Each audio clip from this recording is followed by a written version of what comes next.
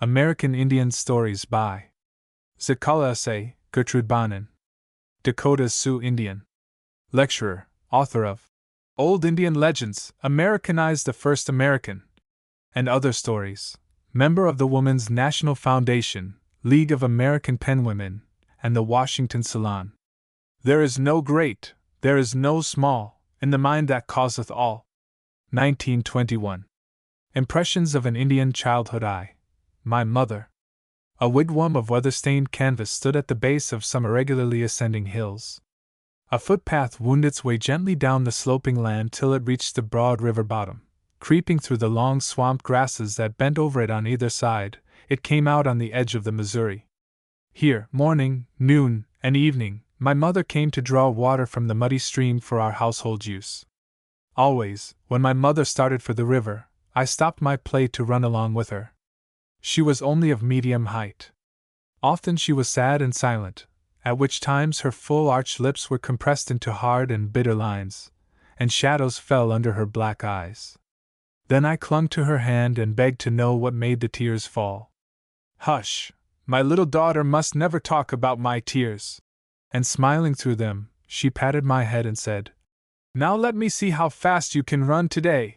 Whereupon I tore away at my highest possible speed, with my long black hair blowing in the breeze. I was a wild little girl of 7. Loosely clad in a slip of brown buckskin, and light-footed with a pair of soft moccasins on my feet, I was as free as the wind that blew my hair, and no less spirited than a bounding deer. These were my mother's pride, my wild freedom and overflowing spirits. She taught me no fear save that of intruding myself upon others. Having gone many paces ahead, I stopped, panting for breath, and laughing with glee as my mother watched my every movement. I was not wholly conscious of myself, but was more keenly alive to the fire within. It was as if I were the activity, and my hands and feet were only experiments for my spirit to work upon. Returning from the river, I tugged beside my mother, with my hand upon the bucket I believed I was carrying. One time, on such a return, I remember a bit of conversation we had. My grown-up cousin, Warkazewin, Sunflower, who was then 17, always went to the river alone for water for her mother. Their wigwam was not far from ours, and I saw her daily going to and from the river. I admired my cousin greatly. So I said, "Mother, when I am tall as my cousin Warkazewin, you shall not have to come for water. I will do it for you." With a strange tremor in her voice which I could not understand, she answered, "If the paleface does not take away from us the river we drink." "Mother, who is this bad paleface?" I asked. "My little daughter, he is a sham, a sickly sham. The bronze Dakota is the only real man." I looked up into my mother's face while she spoke, and seeing her bite her lips, I knew she was unhappy. This aroused revenge in my small soul. Stamping my foot on the earth, I cried aloud, "I hate the paleface that makes my mother cry." Setting the pail of water on the ground, my mother stooped, and stretching her left hand out on the level with my eyes, she placed her other arm about me. She pointed to the hill where my uncle and my only sister lay buried. "There is what the paleface has done. Since then your father too has been buried in a hill nearer the rising sun. We were once very happy. But the paleface has stolen our lands and driven us hither. Having defrauded us of our land, the paleface forced us away. Well, it happened on the day we moved camp that your sister and uncle were both very sick. Many others were ailing, but there seemed to be no help. We traveled many days and nights, not in the grand, happy way that we moved camp when I was a little girl, but we were driven, my child, driven like a herd of buffalo. With every step, your sister, who was not as large as you are now, shrieked with the painful jar until she was hoarse with crying. She grew more and more feverish. Her little hands and cheeks were burning hot. Her little lips were parched and dry, but she would not drink the water I gave her. Then I discovered that her throat was swollen and red. My poor child, how I cried with her because the Great Spirit had forgotten us. At last, when we reached this western country, on the first weary night your sister died. And soon your uncle died also, leaving a widow and an orphan daughter, your cousin Warkazewin. Both your sister and uncle might have been happy with us today, had it not been for the heartless paleface. My mother was silent the rest of the way to our wigwam. Though I saw no tears in her eyes, I knew that was because I was with her. She seldom wept before me. 2. The legends. During the summer days, my mother built her fire in the shadow of our wigwam. In the early morning, our simple breakfast was spread upon the grass west of our teepee. At the farthest point of the shade, my mother sat beside her fire, toasting a savory piece of dried meat. Near her, I sat upon my feet, eating my dried meat with unleavened bread, and drinking strong black coffee. The morning meal was our quiet hour, when we two were entirely alone. At noon, several who chanced to be passing by stopped to rest, and to share our luncheon with us, for they were sure of our hospitality. My uncle, whose death my mother ever lamented, was one of our nation's bravest warriors. His name was on the lips of old men when talking of the proud feats of valor, and it was mentioned by younger men, too, in connection with deeds of gallantry. Old women praised him for his kindness toward them. Young women held him up as an ideal to their sweethearts. Every one loved him, and my mother worshipped his memory. Thus it happened that even strangers were sure of welcome in our lodge, if they but asked a favor in my uncle's name. Though I heard many strange experiences related by these wayfarers, I loved best the evening meal, for that was the time old legends were told. I was always glad when the sun hung low in the west, for then my mother sent me to invite the neighboring old men and women to eat supper with us. Running all the way to the wigwams, I halted shyly at the entrances. Sometimes I stood long moments without saying a word. It was not any fear that made me so dumb when out upon such a happy errand, nor was it that I wished to withhold the invitation, for it was all I could do to observe this very proper silence.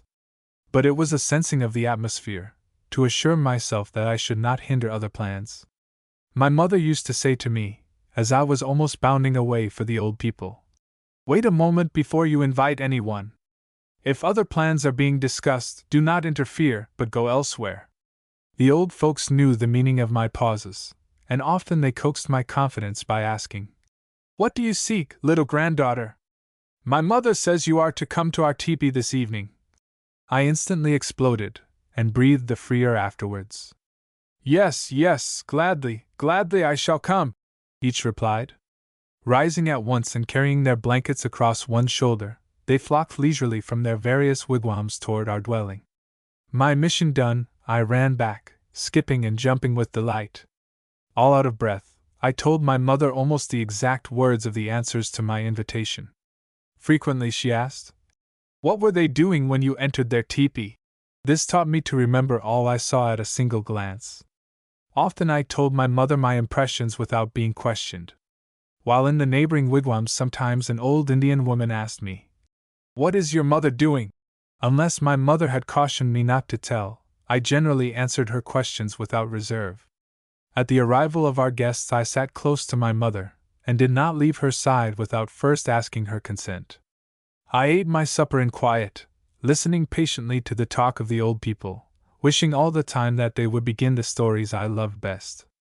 At last, when I could not wait any longer, I whispered in my mother's ear, "Ask them to tell an Iktomi story, mother." Soothing my impatience, my mother said aloud, "My little daughter is anxious to hear your legends." By this time all were through eating, and the evening was fast deepening into twilight. As each in turn began to tell a legend, I pillowed my head in my mother's lap, and lying flat upon my back, I watched the stars as they peeped down upon me, one by one. The increasing interest of the tale aroused me, and I sat up eagerly listening to every word. The old women made funny remarks, and laughed so heartily that I could not help joining them. The distant howling of a pack of wolves or the hooting of an owl in the river bottom frightened me, and I nestled into my mother's lap. She added some dry sticks to the open fire, and the bright flames leaped up into the faces of the old folks as they sat around in a great circle. On such an evening, I remember the glare of the fire shone on a tattooed star upon the brow of the old warrior who was telling a story. I watched him curiously as he made his unconscious gestures. The blue star upon his bronze forehead was a puzzle to me. Looking about, I saw two parallel lines on the chin of one of the old women. The rest had none. I examined my mother's face, but found no sign there. After the warrior's story was finished, I asked the old woman the meaning of the blue lines on her chin, looking all the while out of the corners of my eyes at the warrior with the star on his forehead. I was a little afraid that he would rebuke me for my boldness. Here the old woman began. Why, my grandchild, they are signs, secret signs I dare not tell you. I shall, however, tell you a wonderful story about a woman who had a cross tattooed upon each of her cheeks. It was a long story of a woman whose magic power lay hidden behind the marks upon her face. I fell asleep before the story was completed. Ever after that night I felt suspicious of tattooed people. Wherever I saw one I glanced furtively at the mark and round about it, wondering what terrible magic power was covered there. It was rarely that such a fearful story as this one was told by the campfire. Its impression was so acute that the picture still remains vividly clear and pronounced. 3. The beadwork. Soon after breakfast, Mother sometimes began her beadwork. On a bright, clear day, she pulled out the wooden pegs that pinned the skirt of our wigwam to the ground, and rolled the canvas part way up on its frame of slender poles. Then the cool morning breezes swept freely through our dwelling, now and then wafting the perfume of sweet grasses from newly burnt prairie.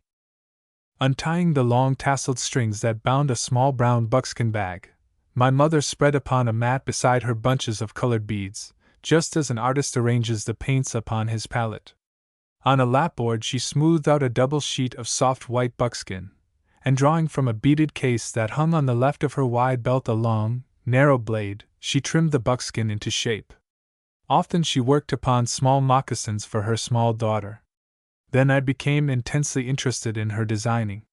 With a proud, beaming face I watched her work.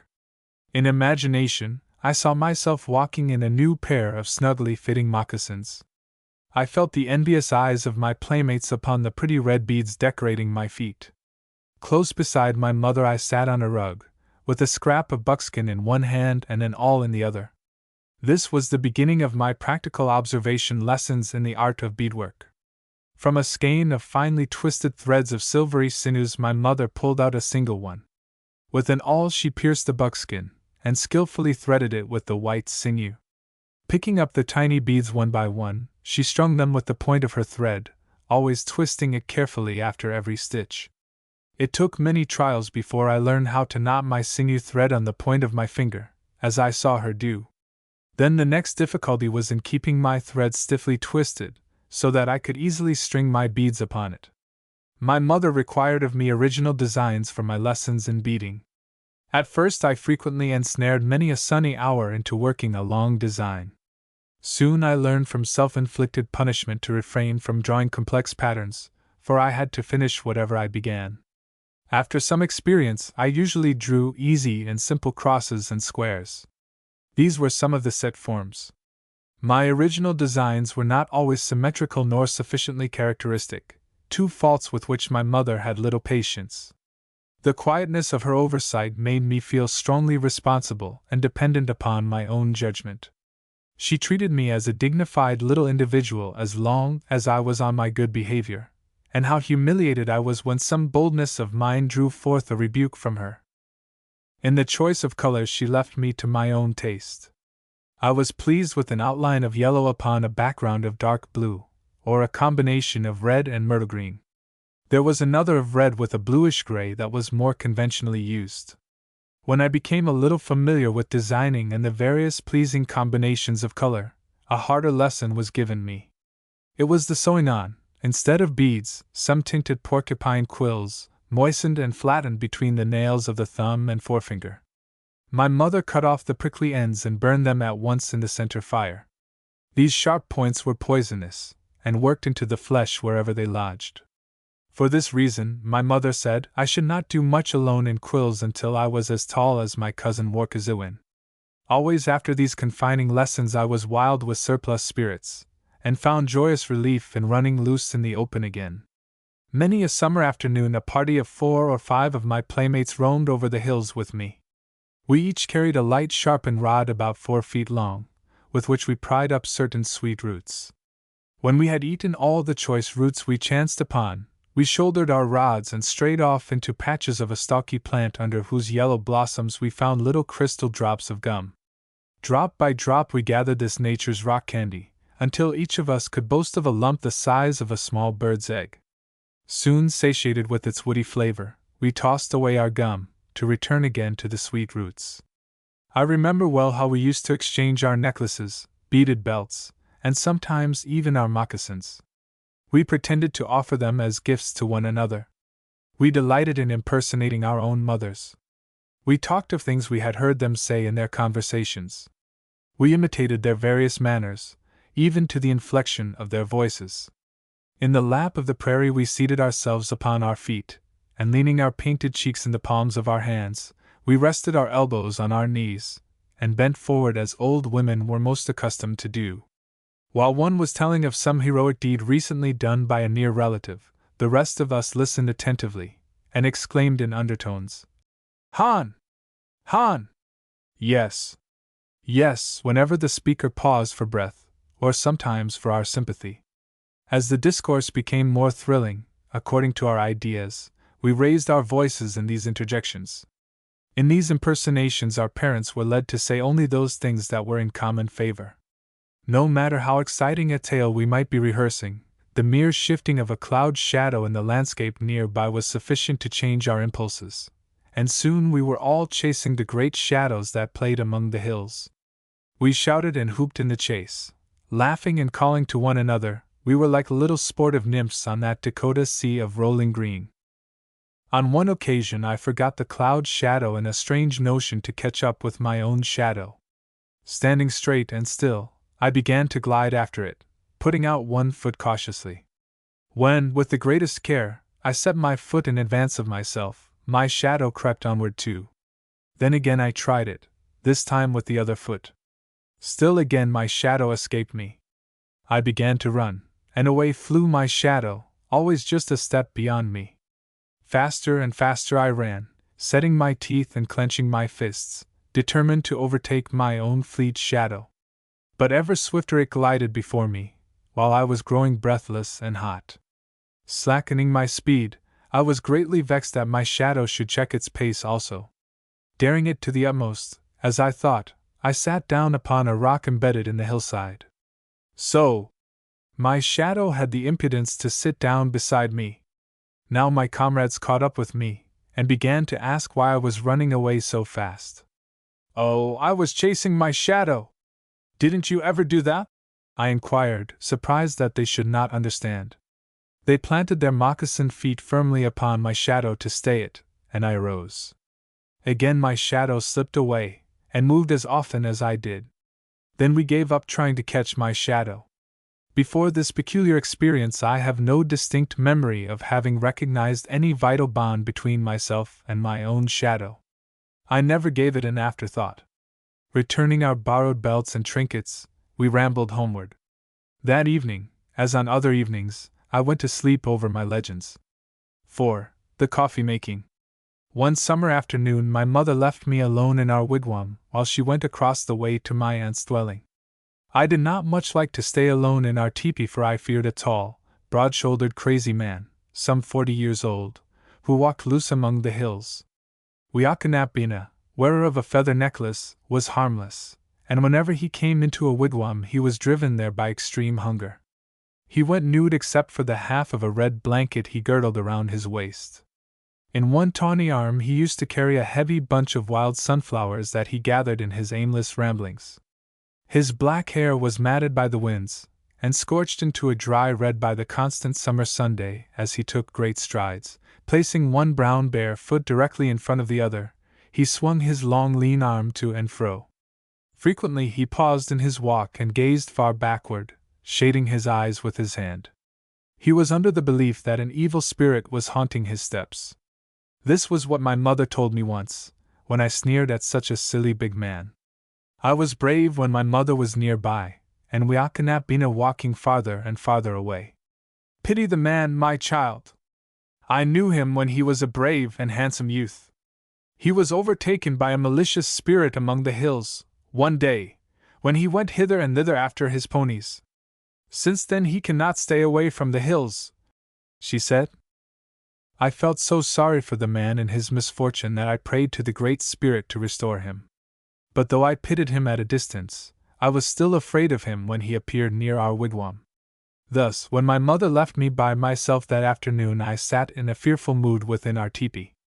I recalled all I had ever heard about Wiakanapina, and I tried to assure myself that though he might pass nearby, he would not come to our wigwam because there was no little girl around our grounds. Just then, from without, a hand lifted the canvas covering of the entrance. The shadow of a man fell within the wigwam, and a large, roughly moccasined foot was planted inside. For a moment I did not dare to breathe or stir, for I thought that could be no other than Wiakanapina. The next instant I sighed aloud in relief. It was an old grandfather who had often told me Iktomi legends. "Where is your mother, my little grandchild?" were his first words. "My mother is soon coming back from my aunt's teepee," I replied. "Then I shall wait a while for her return," he said, crossing his feet and seating himself upon a mat. At once I began to play the part of a generous hostess. I turned to my mother's coffee pot. Lifting the lid, I found nothing but coffee grounds in the bottom. I set the pot on a heap of cold ashes in the center, and filled it half full of warm Missouri River water. During this performance I felt conscious of being watched. Then, breaking off a small piece of our unleavened bread, I placed it in a bowl. Turning soon to the coffee pot, which would never have boiled on a dead fire had I waited forever, I poured out a cup of worse than muddy warm water. Carrying the bowl in one hand and cup in the other, I handed the light luncheon to the old warrior. I offered them to him with the air of bestowing generous hospitality. How? He said, and placed the dishes on the ground in front of his crossed feet. He nibbled at the bread and sipped from the cup. I sat back against a pole watching him. I was proud to have succeeded so well in serving refreshments to a guest all by myself. Before the old warrior had finished eating, my mother entered. Immediately she wondered where I had found coffee, for she knew I had never made any, and that she had left the coffee pot empty. Answering the question in my mother's eyes, the warrior remarked, "My granddaughter made coffee on a heap of dead ashes, and served me the moment I came." They both laughed, and mother said, "Wait a little longer, and I shall build a fire." She meant to make some real coffee.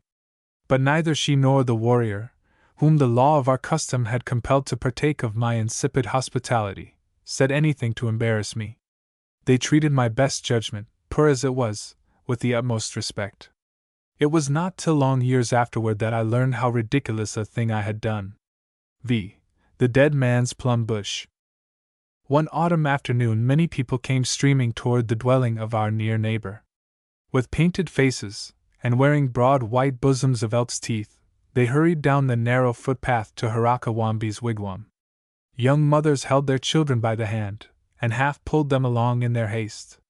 They overtook and passed by the bent old grandmothers who were trudging along with crooked canes toward the center of excitement.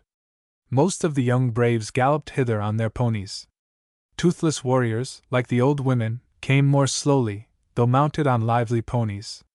They sat proudly erect on their horses. They wore their eagle plumes, and waved their various trophies of former wars. In front of the wigwam a great fire was built, and several large black kettles of venison were suspended over it. The crowd were seated about it on the grass in a great circle. Behind them some of the braves stood leaning against the necks of their ponies, their tall figures draped in loose robes which were well drawn over their eyes. Young girls, with their faces glowing like bright red autumn leaves, their glossy braids falling over each ear, sat coquettishly beside their chaperones. It was a custom for young Indian women to invite some older relative to escort them to the public feasts. Though it was not an iron law, it was generally observed. Harakawambi was a strong young brave, who had just returned from his first battle, a warrior. His near relatives, to celebrate his new rank, were spreading a feast to which the whole of the Indian village was invited. Holding my pretty striped blanket in readiness to throw over my shoulders, I grew more and more restless as I watched the gay throng assembling. My mother was busily broiling a wild duck that my aunt had that morning brought over. Mother, why do you stop to cook a small meal when we are invited to a feast?" I asked, with a snarl in my voice. "My child, learn to wait. On our way to the celebration we are going to stop at Chanu's wigwam.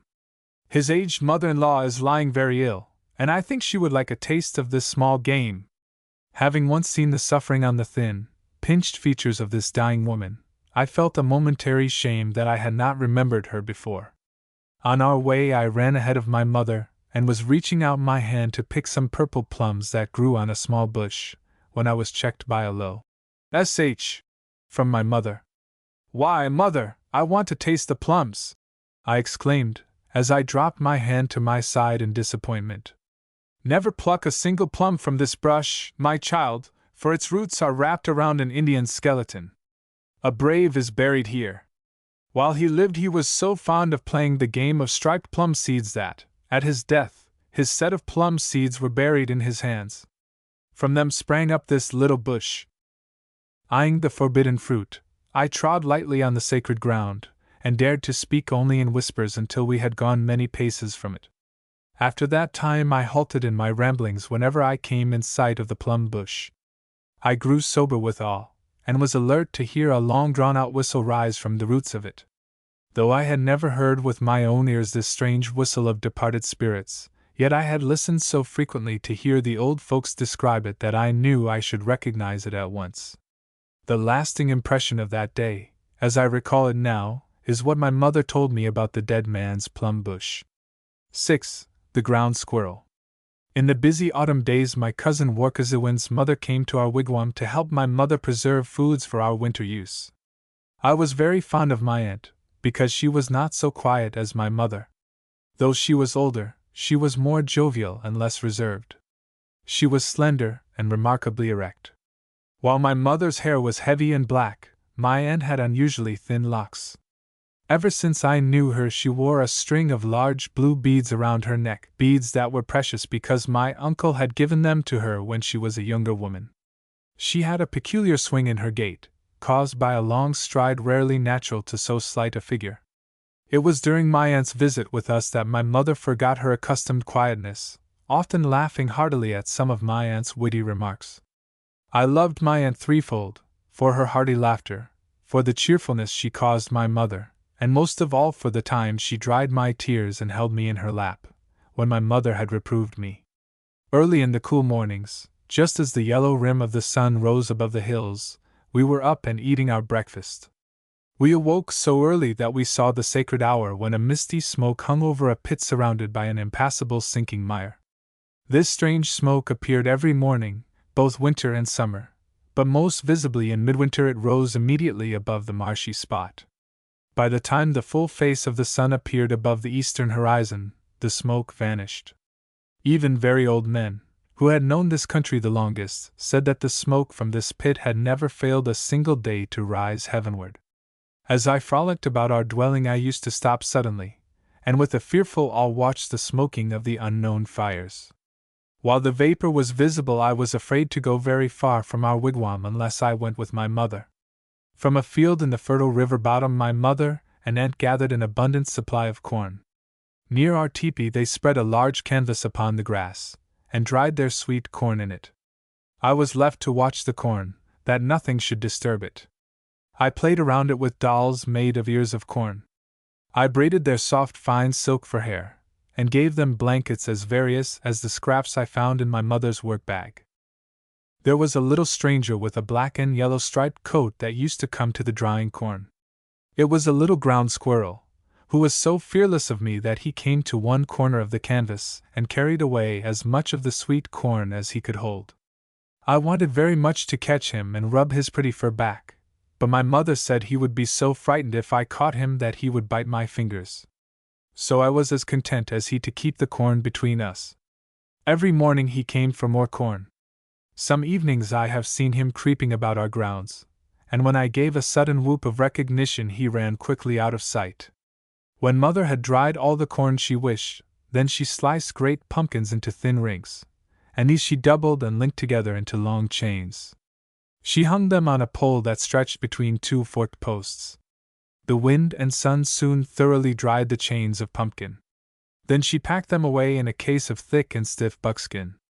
In the sun and wind she also dried many wild fruits, cherries, berries, and plums. But chiefest among my early recollections of autumn is that one of the corn drying and the ground squirrel. I have few memories of winter days at this period of my life, though many of the summer. There is one only which I can recall. Some missionaries gave me a little bag of marbles. They were all sizes and colors. Among them were some of colored glass. Walking with my mother to the river, on a late winter day, we found great chunks of ice piled all along the bank. The ice on the river was floating in huge pieces. As I stood beside one large block, I noticed for the first time the colors of the rainbow in the crystal ice. Immediately I thought of my glass marbles at home. With my bare fingers I tried to pick out some of the colors, for they seemed so near the surface. But my fingers began to sting with the intense cold, and I had to bite them hard to keep from crying. From that day on, for many a moon, I believed that glass marbles had river ice inside of them. 7. The big red apples. The first turning away from the easy, natural flow of my life occurred in an early spring. It was in my 8th year, in the month of March, I afterward learned. At this age I knew but one language, and that was my mother's native tongue. From some of my playmates I heard that 2 pale-faced missionaries were in our village. They were from that class of white men who wore big hats and carried large hearts, they said. Running direct to my mother, I began to question her why these 2 strangers were among us. She told me, after I had teased much, that they had come to take away Indian boys and girls to the east. My mother did not seem to want me to talk about them. But in a day or two, I gleaned many wonderful stories from my playfellows concerning the strangers. Mother, my friend Jivwin is going home with the missionaries. She is going to a more beautiful country than ours. The palefaces told her so, I said wistfully, wishing in my heart that I too might go. Mother sat in a chair, and I was hanging on her knee.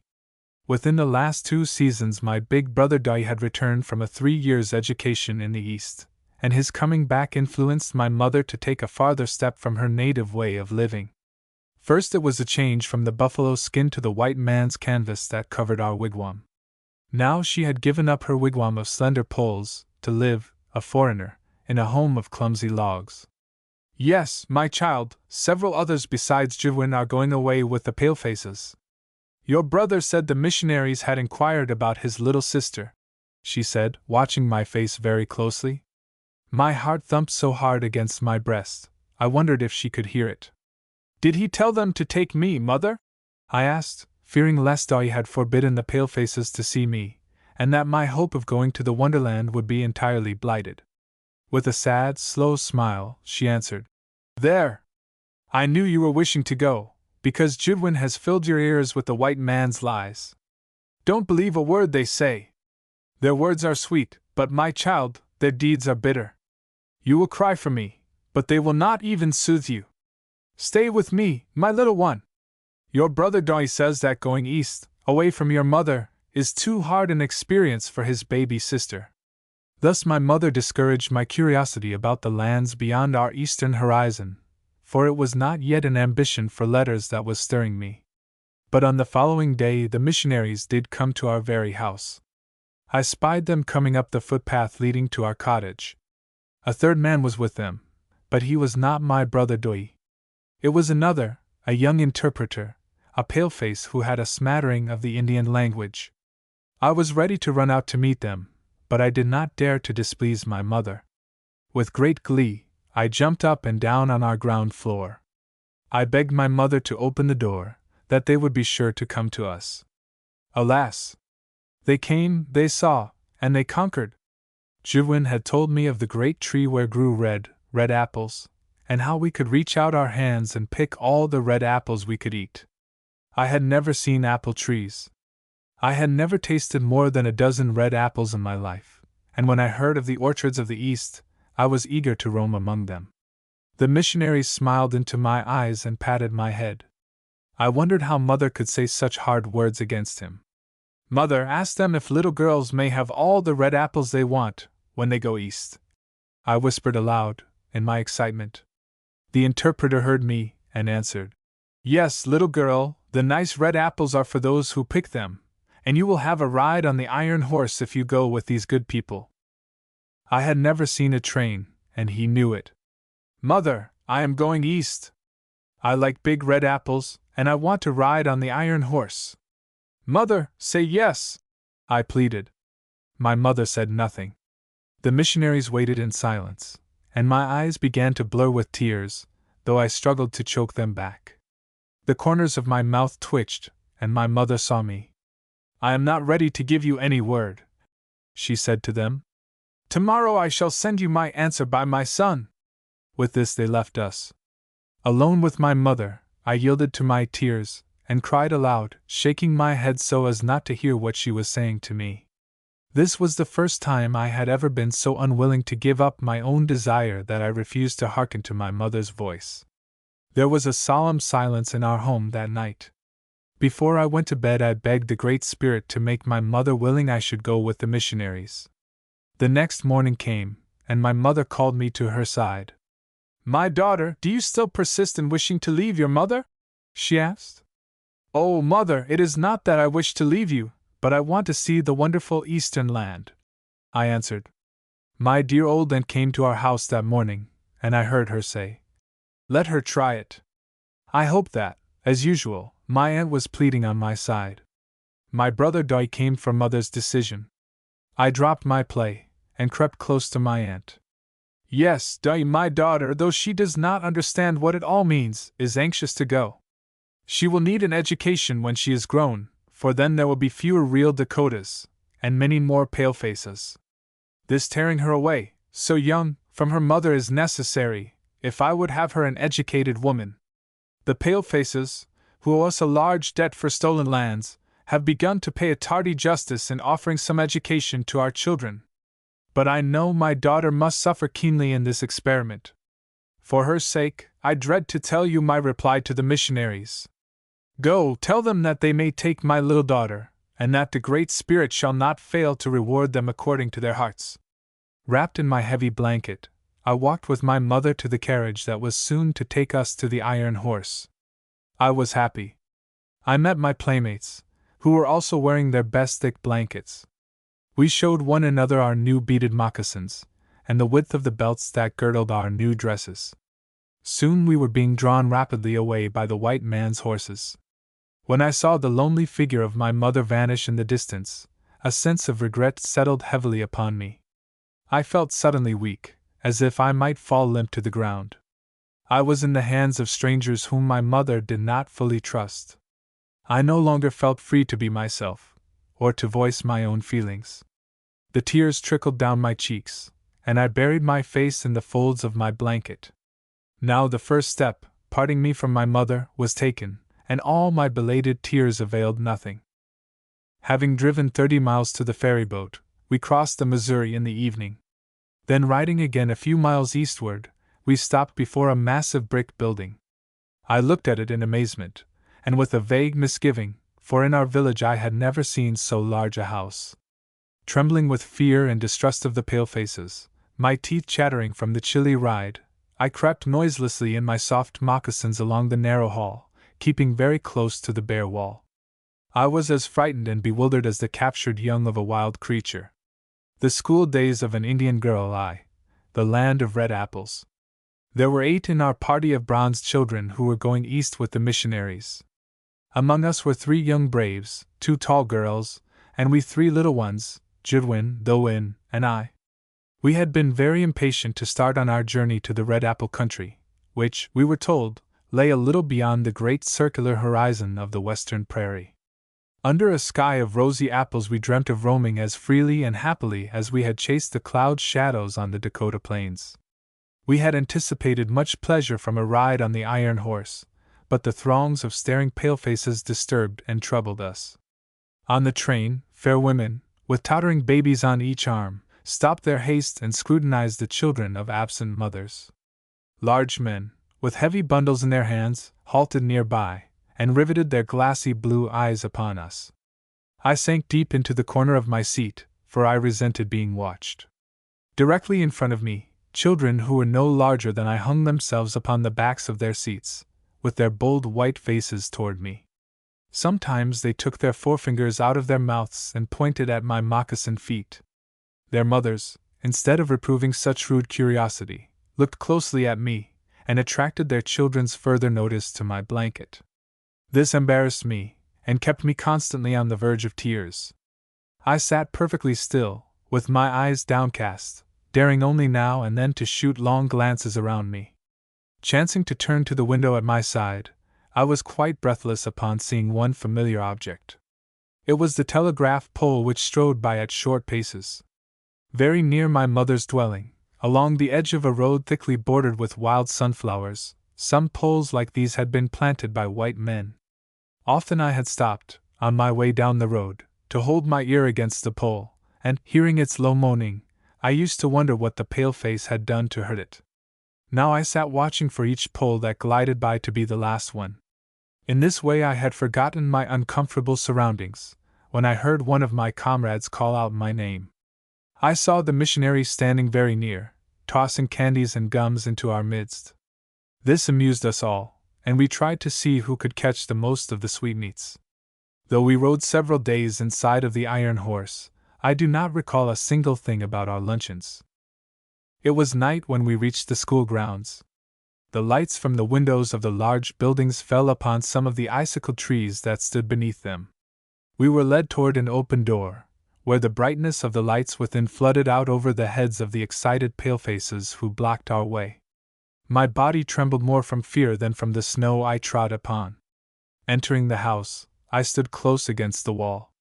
The strong glaring light in the large whitewashed room dazzled my eyes. The noisy hurrying of hard shoes upon a bare wooden floor increased the whirring in my ears. My only safety seemed to be in keeping next to the wall. As I was wondering in which direction to escape from all this confusion, two warm hands grasped me firmly, and in the same moment I was tossed high in midair. A rosy-cheeked pale-faced woman caught me in her arms. I was both frightened and insulted by such trifling. I stared into her eyes, wishing her to let me stand on my own feet, but she jumped me up and down with increasing enthusiasm. My mother had never made a plaything of her wee daughter. Remembering this, I began to cry aloud. They misunderstood the cause of my tears, and placed me at a white table loaded with food. There our party were united again. As I did not hush my crying, one of the older ones whispered to me, "Wait until you are alone in the night." It was very little I could swallow besides my sobs, that evening. "Oh, I want my mother and my brother die. I want to go to my aunt," I pleaded, but the ears of the palefaces could not hear me. From the table we were taken along an upward incline of wooden boxes, which I learned afterward to call a stairway. At the top was a quiet hall, dimly lighted. Many narrow beds were in one straight line down the entire length of the wall. In them lay sleeping brown faces, which peeped just out of the coverings. I was tucked into bed with one of the tall girls, because she talked to me in my mother tongue and seemed to soothe me. I had arrived in the wonderful land of rosy skies, but I was not happy, as I had thought I should be. My long travel and the bewildering sights had exhausted me. I fell asleep, heaving deep, tired sobs. My tears were left to dry themselves in streaks, because neither my aunt nor my mother was near to wipe them away. 2. The cutting of my long hair. The first day in the land of apples was a bitter cold one, for the snow still covered the ground, and the trees were bare. A large bell rang for breakfast, its loud metallic voice crashing through the belfry overhead and into our sensitive ears. The annoying clatter of shoes on bare floors gave us no peace. The constant clash of harsh noises, with an undercurrent of many voices murmuring an unknown tongue, made a bedlam within which I was securely tied. And though my spirit tore itself in struggling for its lost freedom, all was useless. A pale-faced woman, with white hair, came up after us. We were placed in a line of girls who were marching into the dining room. These were Indian girls, in stiff shoes and closely clinging dresses. The small girls wore sleeved aprons and shingled hair. As I walked noiselessly in my soft moccasins, I felt like sinking to the floor, for my blanket had been stripped from my shoulders. I looked hard at the Indian girls, who seemed not to care that they were even more immodestly dressed than I, in their tightly fitting clothes. While we marched in, the boys entered at an opposite door. I watched for the 3 young braves who came in our party. I spied them in the rear ranks, looking as uncomfortable as I felt. A small bell was tapped, and each of the pupils drew a chair from under the table. Supposing this act meant they were to be seated, I pulled out mine and at once slipped into it from one side.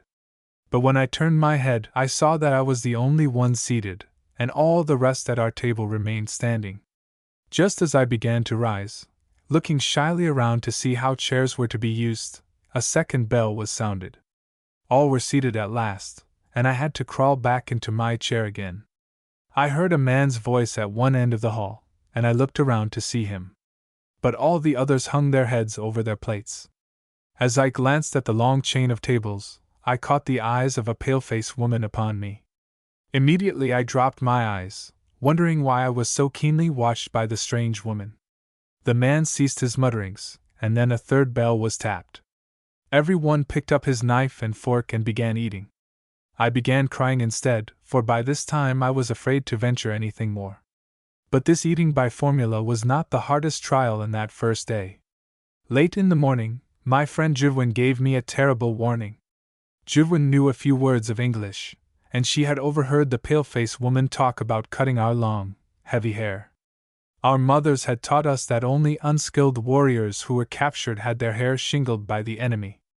Among our people, short hair was worn by mourners, and shingled hair by cowards. We discussed our fate some moments, and when Judwin said, "We have to submit, because they are strong," I rebelled.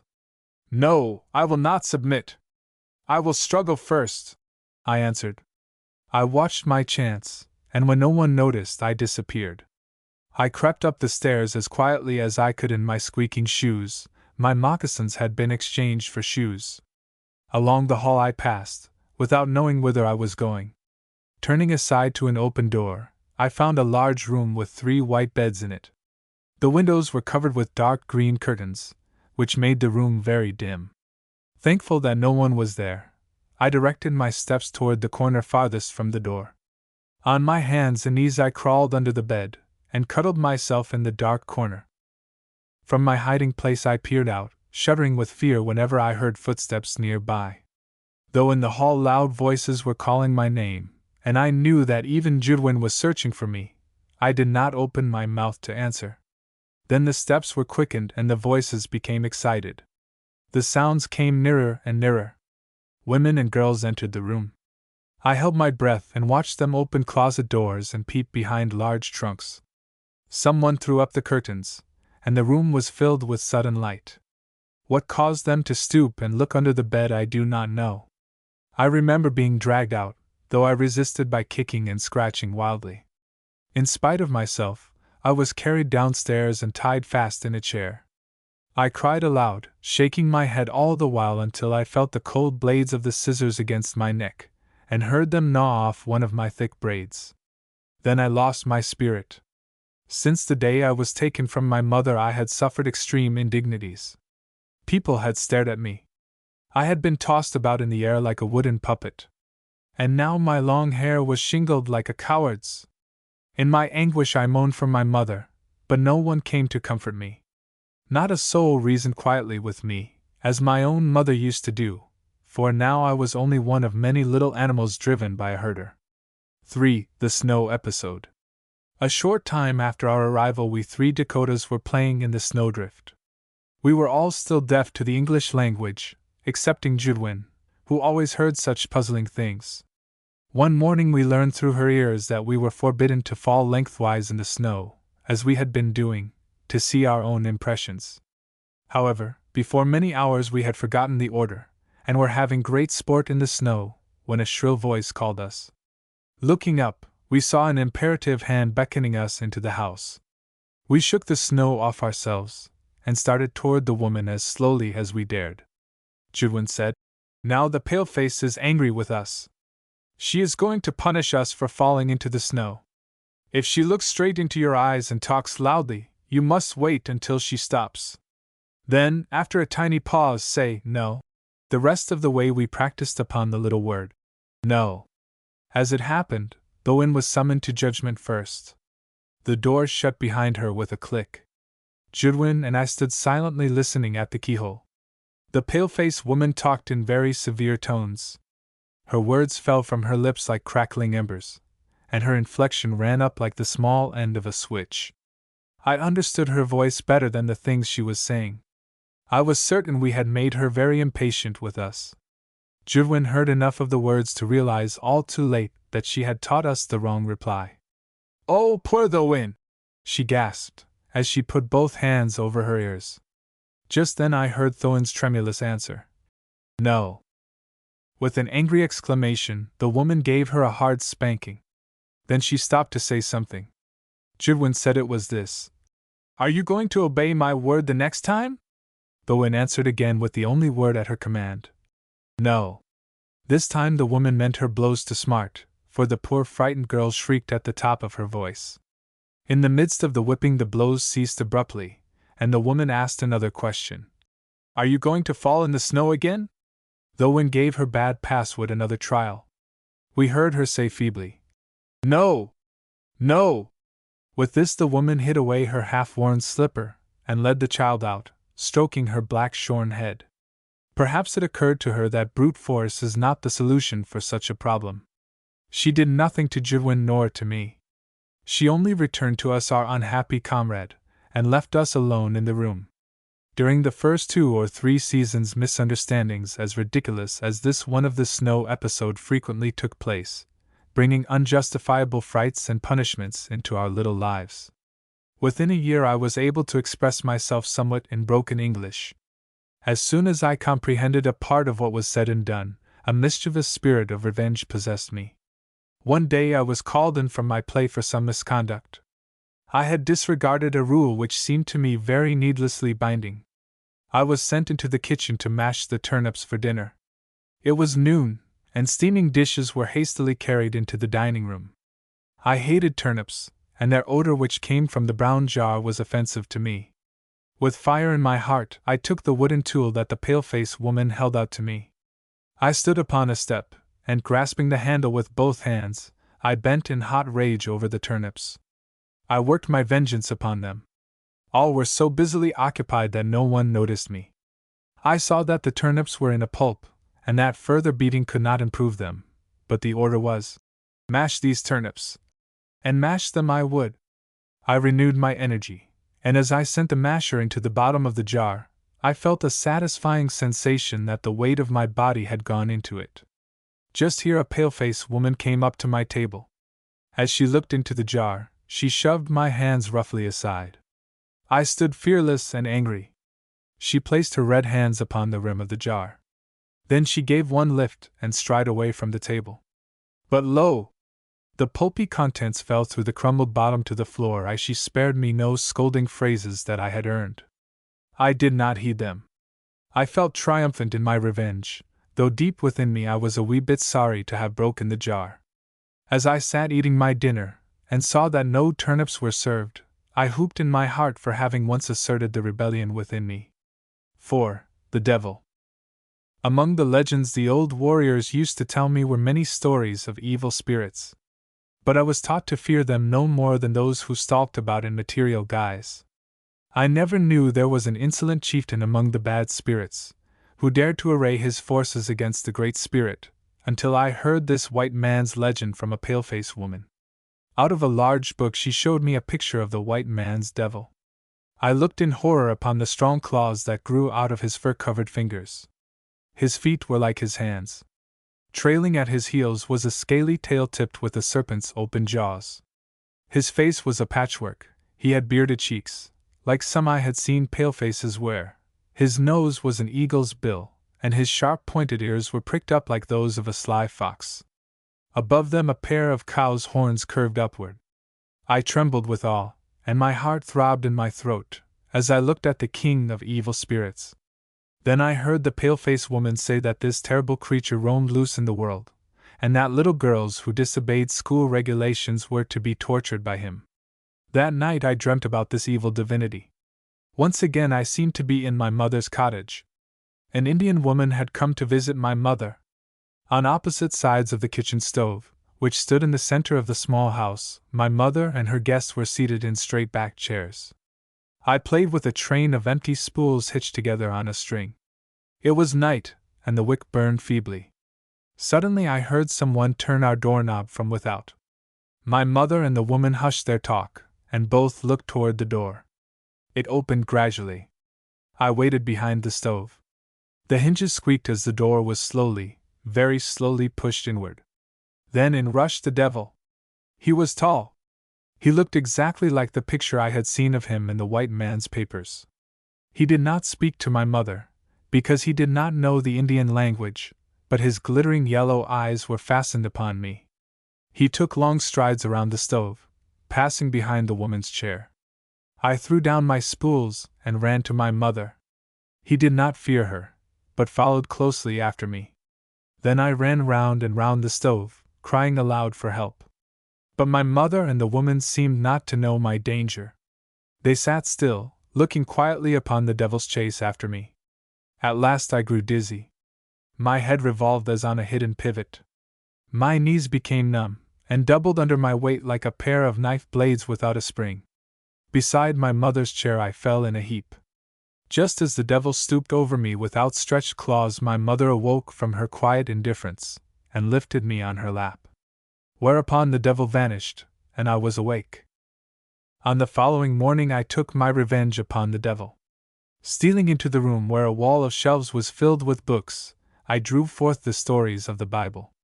With a broken slate pencil I carried in my apron pocket, I began by scratching out his wicked eyes. A few moments later, when I was ready to leave the room, there was a ragged hole in the page where the picture of the devil had once been. The iron routine. A loud clamoring bell awakened us at 6:30 in the cold winter mornings. From happy dreams of western rolling lands and unlassoed freedom we tumbled out upon chilly bare floors back again into a pale-faced day. We had short time to jump into our shoes and clothes, and wet our eyes with icy water, before a small hand bell was vigorously rung for roll call. There were too many drowsy children and too numerous orders for the day to waste a moment in any apology to nature for giving her children such a shock in the early morning. We rushed downstairs, bounding over 2 high steps at a time, to land in the assembly room. A pale-faced woman, with a yellow-covered roll book open on her arm and a knotted pencil in her hand, appeared at the door. Her small, tired face was coldly lighted with a pair of large gray eyes. She stood still in a halo of authority, while over the rim of her spectacles her eyes pried nervously about the room. Having glanced at her long list of names and called out the first one, she tossed up her chin and peered through the crystals of her spectacles to make sure of the answer. Here. Relentlessly her pencil black marked our daily records if we were not present to respond to our names, and no chum of ours had done it successfully for us. No matter if a dull headache or the painful cough of slow consumption had delayed the absentee, there was only time enough to mark the tardiness. It was next to impossible to leave the iron routine after the civilizing machine had once begun its day's buzzing, and as it was inbred in me to suffer in silence rather than to appeal to the ears of one whose open eyes could not see my pain, I have many times trudged in the day's harness heavy-footed, like a dumb sick brute. Once I lost a dear classmate. I remember well how she used to mope along at my side, until one morning she could not raise her head from her pillow. At her deathbed I stood weeping, as the pale-faced woman sat near her moistening the dry lips. Among the folds of the bedclothes I saw the open pages of the white man's Bible. The dying Indian girl talked disconnectedly of Jesus the Christ and the paleface who was cooling her swollen hands and feet. I grew bitter, and censured the woman for cruel neglect of our physical ills. I despised the pencils that moved automatically, and the 1 teaspoon which dealt out, from a large bottle, healing to a row of variously ailing Indian children. I blamed the hard-working, well-meaning, ignorant woman who was inculcating in our hearts her superstitious ideas. Though I was sullen in all my little troubles, as soon as I felt better I was ready again to smile upon the cruel woman. Within a week I was again actively testing the chains which tightly bound my individuality like a mummy for burial. The melancholy of those black days has left so long a shadow that it darkens the path of years that have since gone by. These sad memories rise above those of smoothly grinding school days.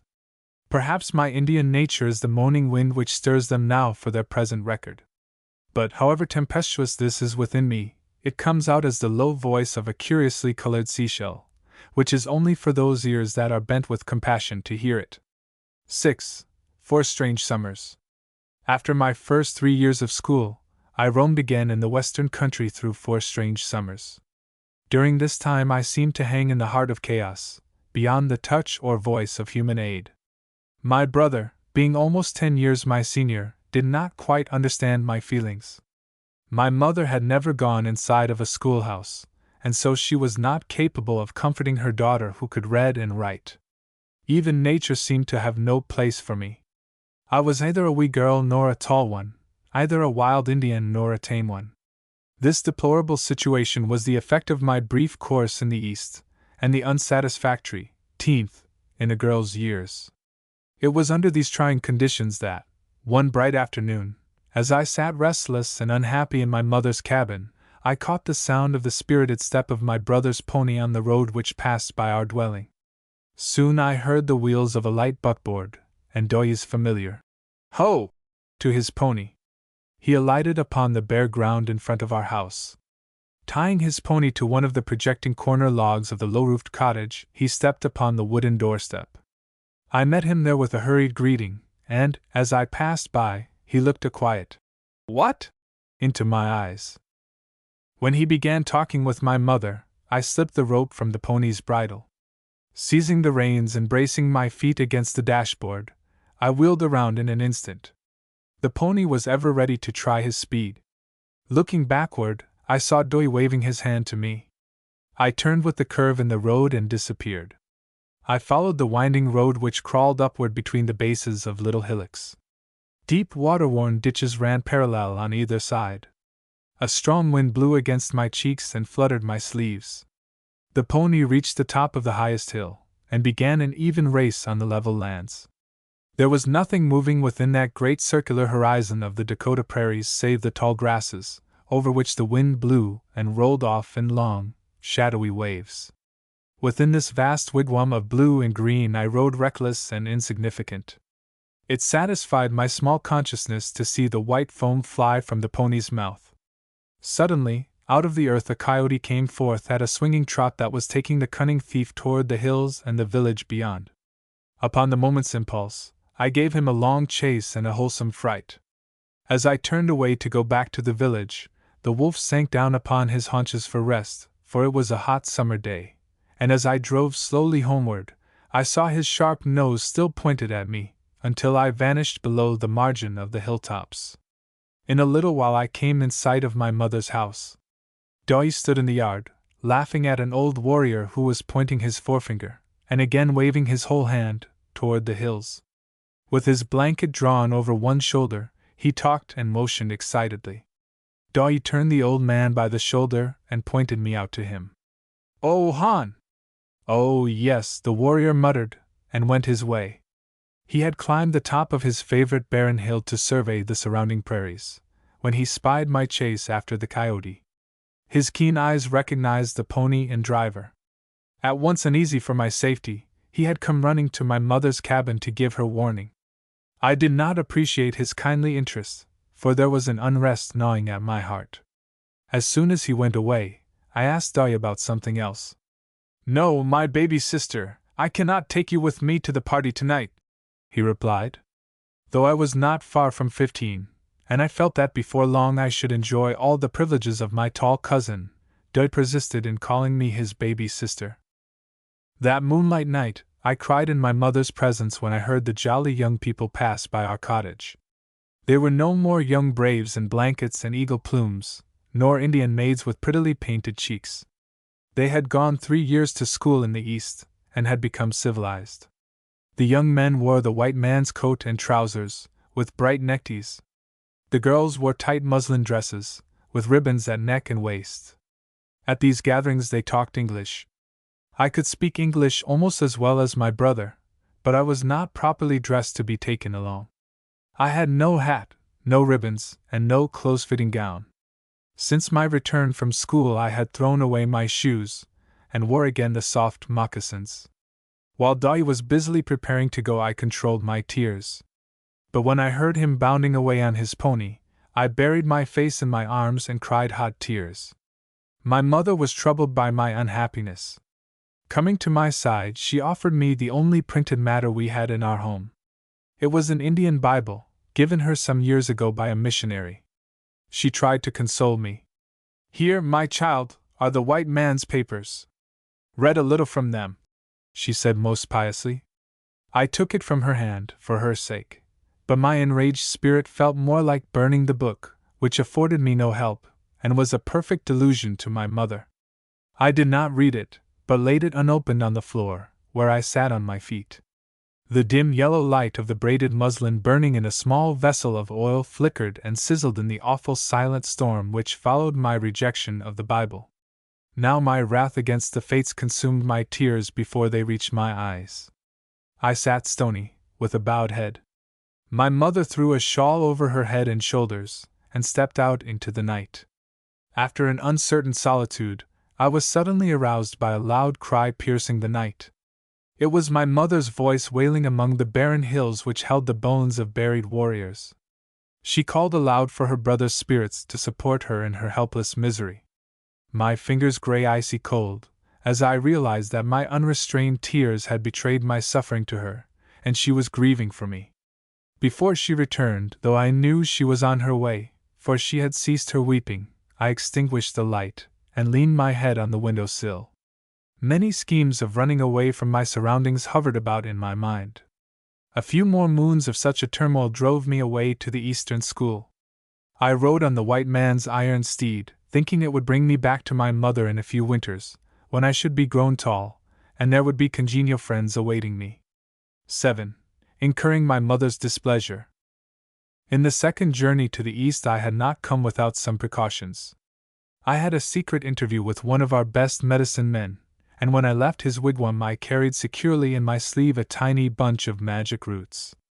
This possession assured me of friends wherever I should go. So absolutely did I believe in its charms that I wore it through all the school routine for more than a year. Then, before I lost my faith in the dead roots, I lost the little buckskin bag containing all my good luck. At the close of this second term of 3 years I was the proud owner of my first diploma.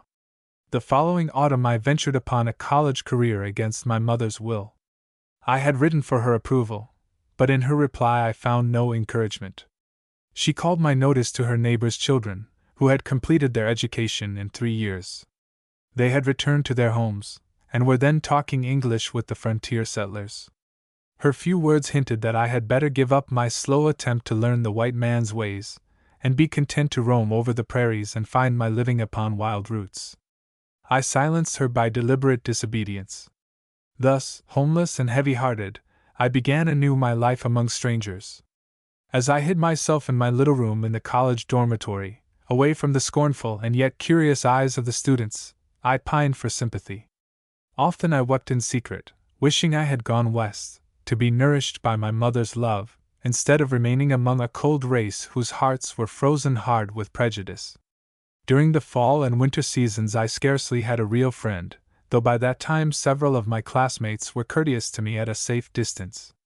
My mother had not yet forgiven my rudeness to her, and I had no moment for letter writing. By daylight and lamplight, I spun with reeds and thistles, until my hands were tired from their weaving, the magic design which promised me the white man's respect. At length, in the spring term, I entered an oratorical contest among the various classes. As the day of competition approached, it did not seem possible that the event was so near at hand, but it came. In the chapel the classes assembled together, with their invited guests. The high platform was carpeted, and gaily festooned with college colors. A bright white light illumined the room, and outlined clearly the great polished beams that arched the domed ceiling. The assembled crowds filled the air with pulsating murmurs. When the hour for speaking arrived, all were hushed. But on the wall the old clock which pointed out the trying moment ticked calmly on. One after another I saw and heard the orators. Still, I could not realize that they longed for the favorable decision of the judges as much as I did. Each contestant received a loud burst of applause, and some were cheered heartily. Too soon my turn came, and I paused a moment behind the curtains for a deep breath. After my concluding words, I heard the same applause that the others had called out. Upon my retreating steps, I was astounded to receive from my fellow students a large bouquet of roses tied with flowing ribbons. With the lovely flowers I fled from the stage. This friendly token was a rebuke to me for the hard feelings I had borne them. Later, the decision of the judges awarded me the first place. Then there was a mad uproar in the hall, where my classmates sang and shouted my name at the top of their lungs, and the disappointed students howled and brayed in fearfully dissonant tin trumpets. In this excitement, happy students rushed forward to offer their congratulations, and I could not conceal a smile when they wished to escort me in a procession to the students' parlor, where all were going to calm themselves. Thanking them for the kind spirit which prompted them to make such a proposition, I walked alone with the knight to my own little room. A few weeks afterward, I appeared as the college representative in another contest. This time the competition was among orators from different colleges in our state. It was held at the state capitol, in one of the largest opera houses. Here again was a strong prejudice against my people. In the evening, as the great audience filled the house, the student bodies began warring among themselves. Fortunately, I was spared witnessing any of the noisy wrangling before the contest began. The slurs against the Indian that stained the lips of our opponents were already burning like a dry fever within my breast. But after the orations were delivered, a deeper burn awaited me. There, before that vast ocean of eyes, some college rowdies threw out a large white flag, with a drawing of a most forlorn Indian girl on it. Under this they had printed in bold black letters words that ridiculed the college which was represented by a squaw. Such worse than barbarian rudeness embittered me. While we waited for the verdict of the judges, I gleamed fiercely upon the throngs of pale faces. My teeth were hard set, as I saw the white flag still floating insolently in the air. Then anxiously we watched the man carry toward the stage the envelope containing the final decision. There were 2 prizes given that night, and one of them was mine. The evil spirit laughed within me when the white flag dropped out of sight, and the hands which hurled it hung limp in defeat. Leaving the crowd as quickly as possible, I was soon in my room. The rest of the night I sat in an armchair and gazed into the crackling fire. I laughed no more in triumph when thus alone. The little taste of victory did not satisfy a hunger in my heart. In my mind I saw my mother far away on the western plains, and she was holding a charge against me. An Indian teacher among Indians my first day. Though an illness left me unable to continue my college course, my pride kept me from returning to my mother. Had she known of my worn condition, she would have said the white man's papers were not worth the freedom and health I had lost by them.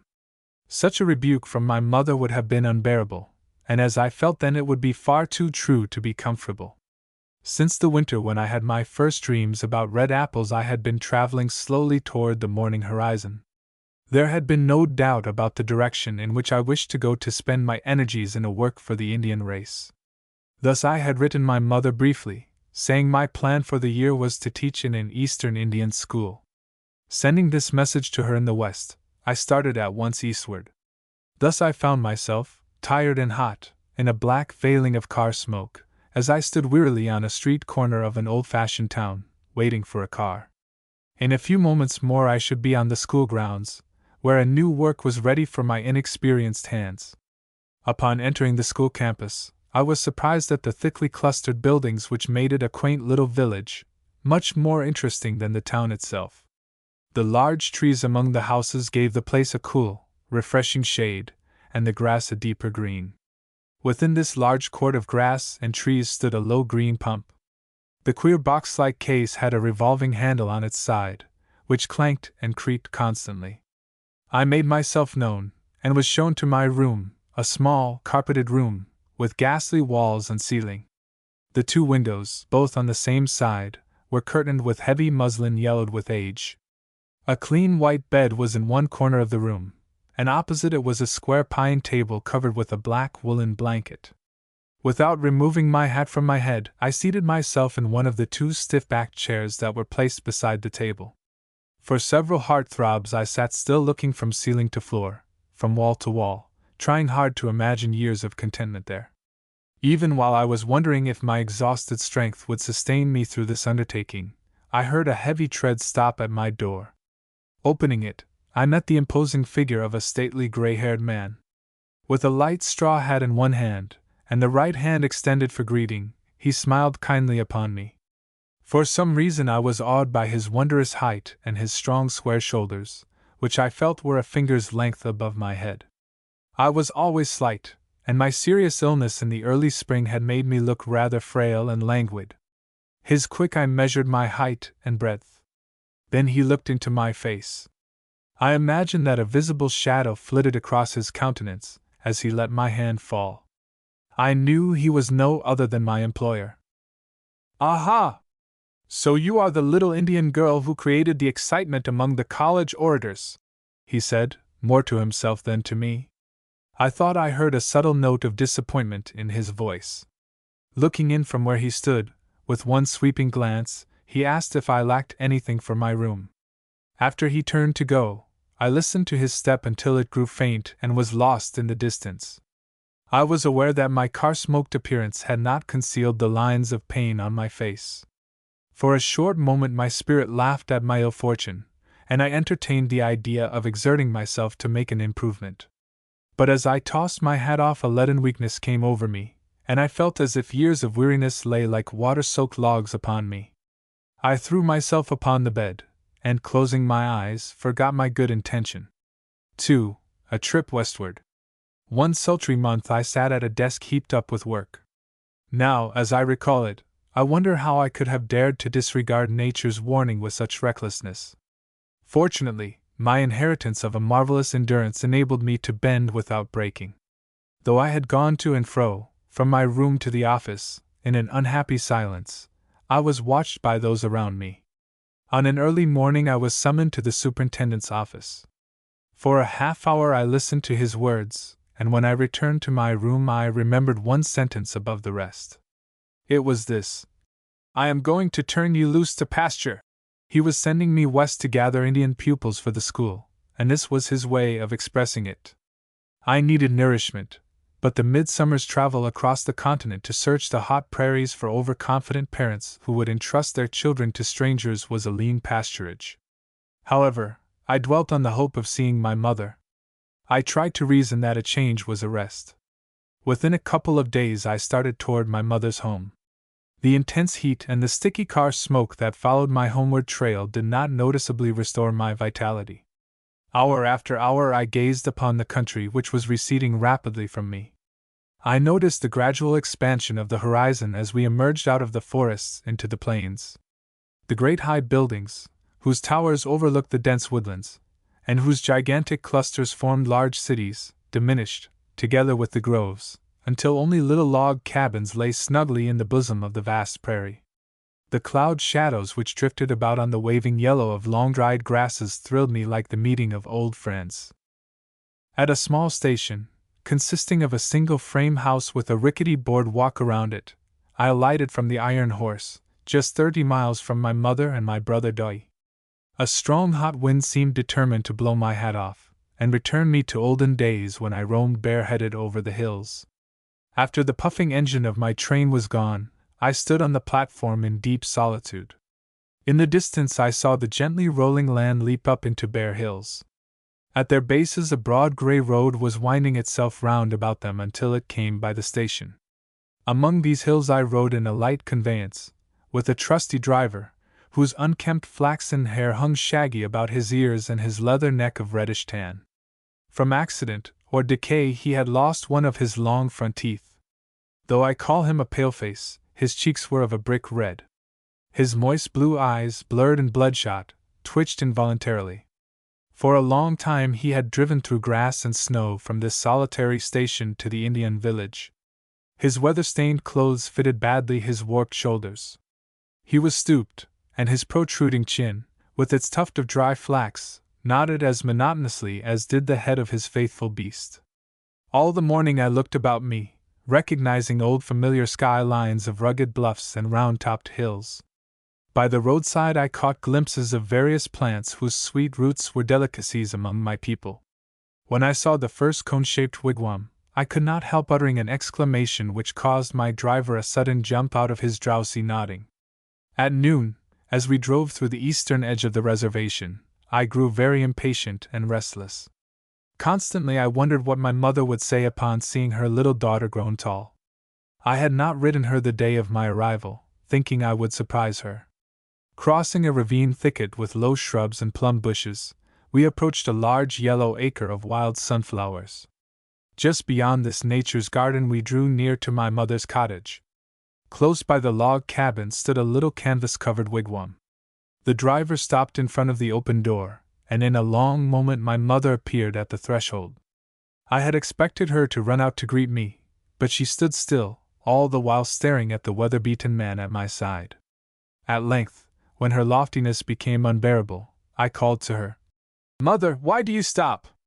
This seemed to break the evil moment, and she hastened out to hold my head against her cheek. "My daughter, what madness possessed you to bring home such a fellow?" she asked, pointing at the driver, who was fumbling in his pockets for change while he held the bill I gave him between his jagged teeth. "Bring him?" "Why, no, mother, he has brought me. He is a driver," I exclaimed. Upon this revelation, my mother threw her arms about me and apologized for her mistaken inference. We laughed away the momentary hurt. Then she built a brisk fire on the ground in the tepee, and hung a blackened coffee pot on one of the prongs of a forked pole which leaned over the flames. Placing a pan on a heap of red embers, she baked some unleavened bread.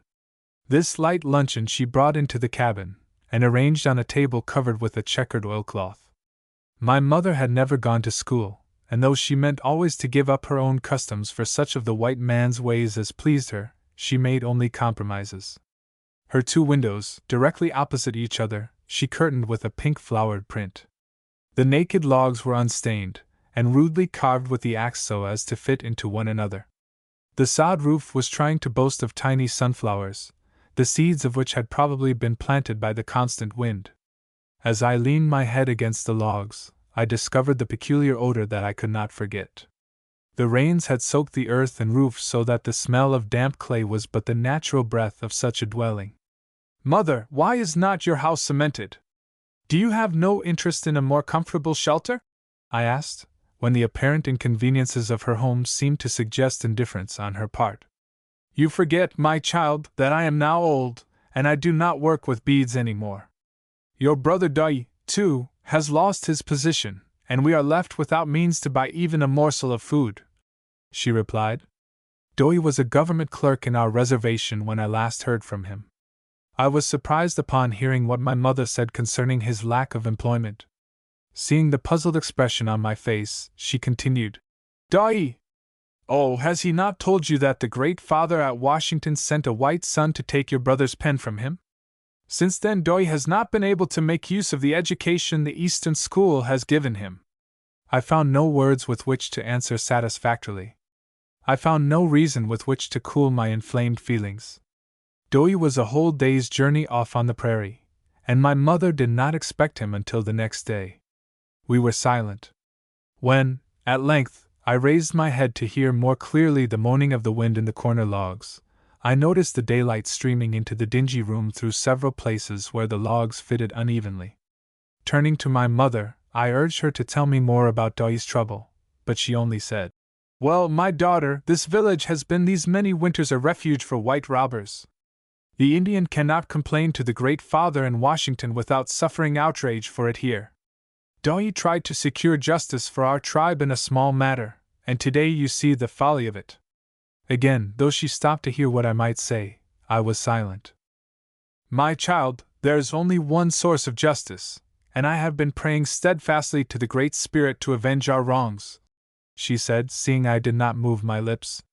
My shattered energy was unable to hold longer any faith, and I cried out desperately, "Mother, don't pray again! The Great Spirit does not care if we live or die.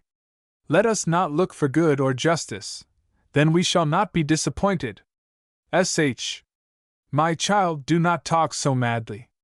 There is Taku Io Nwasaka, one, to which I pray," she answered, as she stroked my head again as she used to do when I was a smaller child. *1. An absolute power. 3. My mother's curse upon white settlers.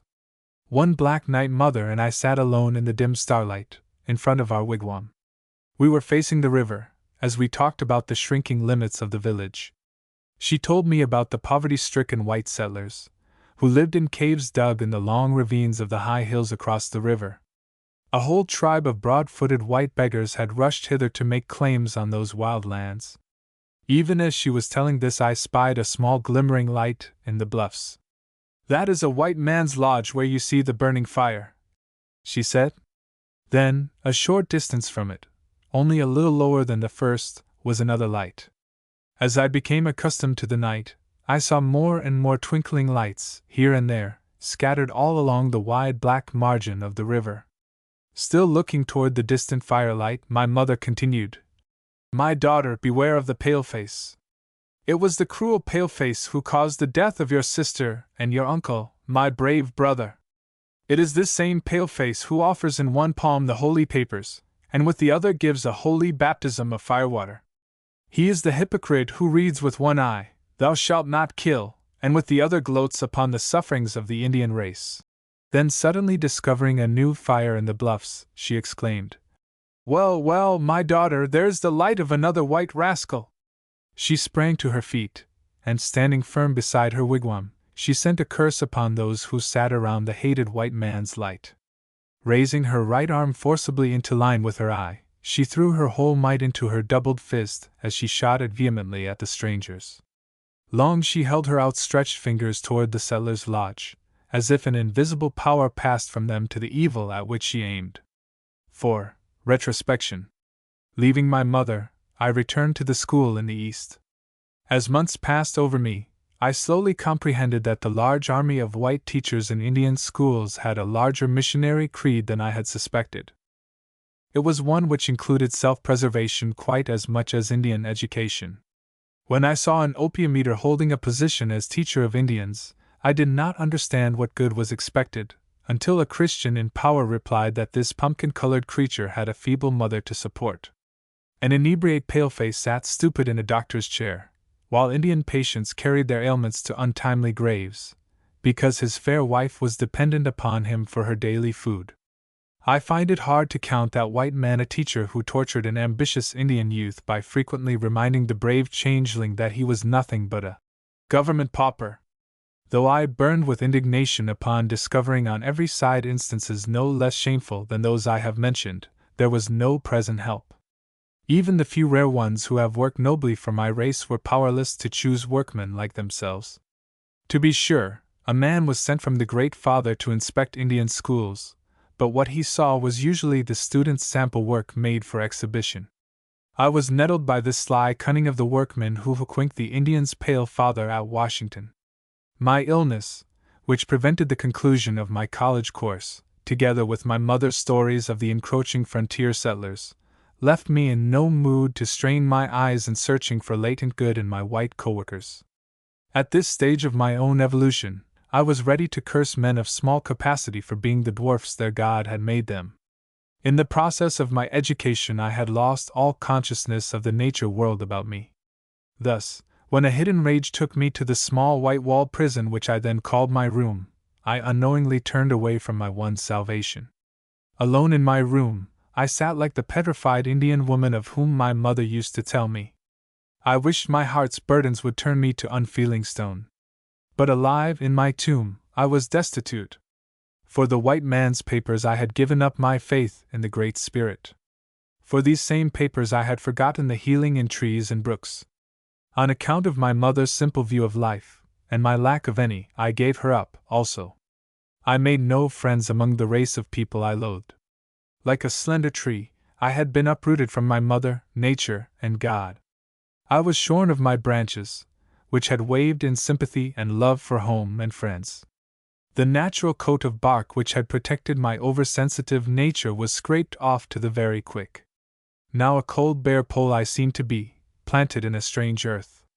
Still, I seemed to hope a day would come when my mute aching head, reared upward to the sky, would flash a zigzag lightning across the heavens.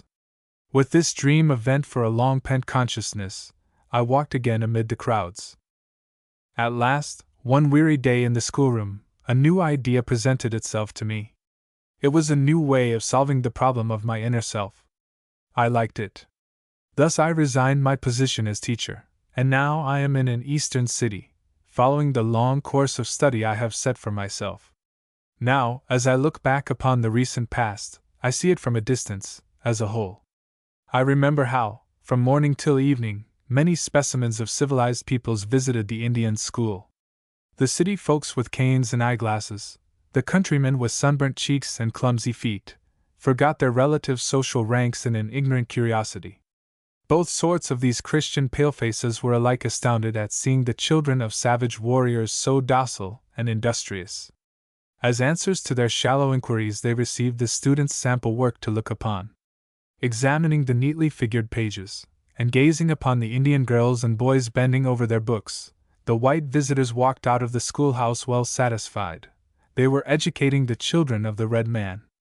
They were paying a liberal fee to the government employees in whose able hands lay the small forest of Indian timber. In this fashion, many have passed idly through the Indian schools during the last decade, afterward to boast of their charity to the North American Indian. But few there are who have paused to question whether real life or long-lasting death lies beneath this semblance of civilization. The Great Spirit. When the spirit swells my breast, I love to roam leisurely among the green hills, or sometimes, sitting on the brink of the murmuring Missouri, I marvel at the great blue overhead. With half-closed eyes I watch the huge cloud shadows in their noiseless play upon the high bluffs opposite me, while into my ear ripple the sweet, soft cadences of the river's song. Folded hands lie in my lap, for the time forgot. My heart, and I lie small upon the earth like a grain of throbbing sand. Drifting clouds and tinkling waters, together with the warmth of a genial summer day, bespeak with eloquence the loving mystery round about us. During the idyll, while I sat upon the sunny river brink, I grew somewhat, though my response be not so clearly manifest as in the green grass fringing the edge of the high bluff back of me. At length, retracing the uncertain footpath scaling the precipitous embankment, I seek the level lands where grow the wild prairie flowers. And they, the lovely little folk, soothe my soul with their perfumed breath. Their quaint round faces of varied hue convince the heart which leaps with glad surprise that they, too, are living symbols of omnipotent thought. With a child's eager eye I drink in the myriad star shapes wrought in luxuriant color upon the green. Beautiful is the spiritual essence they embody. I leave them nodding in the breeze, but take along with me their impress upon my heart. I pause to rest me upon a rock embedded on the side of a foothill facing the low river bottom. Here the stone boy, of whom the American aborigine tells, frolics about, shooting his baby arrows and shouting aloud with glee at the tiny shafts of lightning that flash from the flying arrowbeaks. What an ideal warrior he became, baffling the siege of the pests of all the land till he triumphed over their united attack. And here he lay, Indian, our great-great-grandfather, older than the hill he rested on, older than the race of men who loved to tell of his wonderful career. Interwoven with the thread of this Indian legend of the rock, I fain would trace a subtle knowledge of the native folk which enabled them to recognize a kinship to any and all parts of this vast universe. By the leading of an ancient trail I moved toward the Indian village. With the strong, happy sense that both great and small are so surely enfolded in his magnitude that, without a miss, each has his allotted individual ground of opportunities, I am buoyant with good nature. Yellow Breast, swaying upon the slender stem of a wild sunflower, warbles a sweet assurance of this as I pass near by. Breaking off the clear crystal song, he turns his wee head from side to side, eyeing me wisely as slowly I plod with moccasined feet. Then again he yields himself to his song of joy. Flit, flit hither and yon, he fills the summer sky with his swift, sweet melody.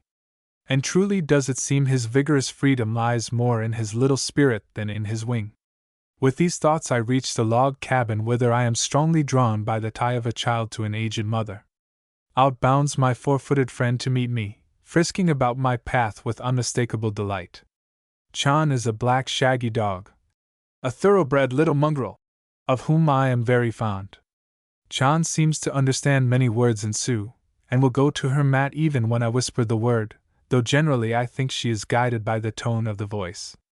Often she tries to imitate the sliding inflection and long drawn-out voice to the amusement of our guests, but her articulation is quite beyond my ear. In both my hands I hold her shaggy head and gaze into her large brown eyes. At once the dilated pupils contract into tiny black dots, as if the roguish spirit within would evade my questioning. Finally resuming the chair at my desk, I feel in keen sympathy with my fellow creatures, for I seem to see clearly again that all are akin. The racial lines, which once were bitterly real, now serve nothing more than marking out a living mosaic of human beings. And even here men of the same color are like the ivory keys of one instrument, where each resembles all the rest, yet varies from them in pitch and quality of voice. And those creatures who are for a time mere echoes of another's note are not unlike the fable of the thin sick man whose distorted shadow, dressed like a real creature, came to the old master to make him follow as a shadow. Thus, with a compassion for all echoes in human guise, I greet the solemn-faced, native preacher, whom I find awaiting me. I listen with respect for God's creature, though he mouth most strangely the jangling phrases of a bigoted creed.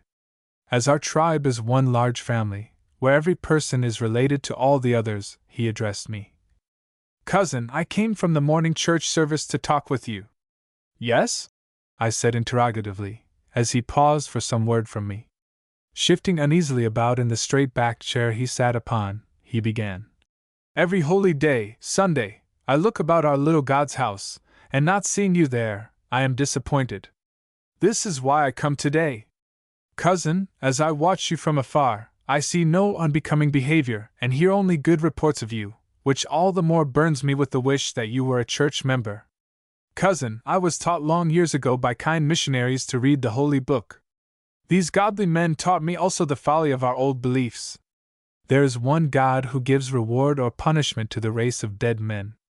In the upper region the Christian dead are gathered in unceasing song and prayer. In the deep pit below, the sinful ones dance in torturing flames. Think upon these things, my cousin, and choose now to avoid the afterdoom of hell fire." Then followed a long silence in which he clasped tighter and unclasped again his interlocked fingers. Like instantaneous lightning flashes came pictures of my own mother's making, for she, too, is now a follower of the new superstition. Knocking out the chinking of our log cabin, some evil hand thrust in a burning taper of braided dry grass, but failed of his intent, for the fire died out and the half-burned brand fell inward to the floor. Directly above it, on a shelf, lay the Holy Book. This is what we found after our return from a several days' visit. Surely some great power is hid in the sacred book. Brushing away from my eyes many like pictures, I offered midday meal to the converted Indian sitting wordless and with downcast face. No sooner had he risen from the table with, "Cousin, I have relished it," than the church bell rang. Thither he hurried forth with his afternoon sermon. I watched him as he hastened along, his eyes bent fast upon the dusty road till he disappeared at the end of a quarter of a mile. The little incident recalled to mind the copy of a missionary paper brought to my notice a few days ago, in which a Christian pugilist commented upon a recent article of mine, grossly perverting the spirit of my pen. Still, I would not forget that the pale-faced missionary and the hoodooed aborigine are both God's creatures, though small indeed their own conceptions of infinite love. A wee child toddling in a wonder world, I prefer to their dogma my excursions into the natural gardens where the voice of the Great Spirit is heard in the twittering of birds, the rippling of mighty waters, and the sweet breathing of flowers. Here, in a fleeting quiet, I am awakened by the fluttering robe of the Great Spirit. To my innermost consciousness the phenomenal universe is a royal mantle, vibrating with his divine breath. Caught in its flowing fringes are the spangles and oscillating brilliance of sun, moon, and stars. The soft-hearted Suai. Beside the open fire I sat within our teepee. With my red blanket wrapped tightly about my crossed legs, I was thinking of the coming season, my 16th winter. On either side of the wigwam were my parents. My father was whistling a tune between his teeth while polishing with his bare hand a red stone pipe he had recently carved. Almost in front of me, beyond the center fire, my old grandmother sat near the entranceway. She turned her face toward her right and addressed most of her words to my mother. Now and then she spoke to me, but never did she allow her eyes to rest upon her daughter's husband, my father.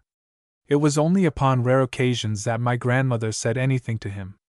Thus his ears were open and ready to catch the smallest wish she might express. Sometimes when my grandmother had been saying things which pleased him, my father used to comment upon them. At other times, when he could not approve of what was spoken, he used to work or smoke silently. On this night, my old grandmother began her talk about me. Filling the bowl of her red stone pipe with dry willow bark, she looked across at me. "My grandchild, you are tall and are no longer a little boy." Narrowing her old eyes, she asked, "My grandchild, when are you going to bring here a handsome young woman?" I stared into the fire rather than meet her gaze. Waiting for my answer, she stooped forward and through the long stem drew a flame into the red stone pipe. I smiled while my eyes were still fixed upon the bright fire, but I said nothing in reply. Turning to my mother, she offered her the pipe. I glanced at my grandmother. The loose buckskin sleeve fell off at her elbow and showed a wrist covered with silver bracelets. Holding up the fingers of her left hand, she named off the desirable young women of our village. "Which one, my grandchild, which one?" she questioned. "Ho!" I said, pulling at my blanket in confusion. "Not yet!" Here my mother passed the pipe over the fire to my father. Then she, too, began speaking of what I should do. "My son, be always active. Do not dislike a long hunt. Learn to provide much buffalo meat and many buckskins before you bring home a wife." Presently my father gave the pipe to my grandmother, and he took his turn in the exhortations. "Ho, my son, I have been counting in my heart the bravest warriors of our people. There is not one of them who won his title in his 16th winter.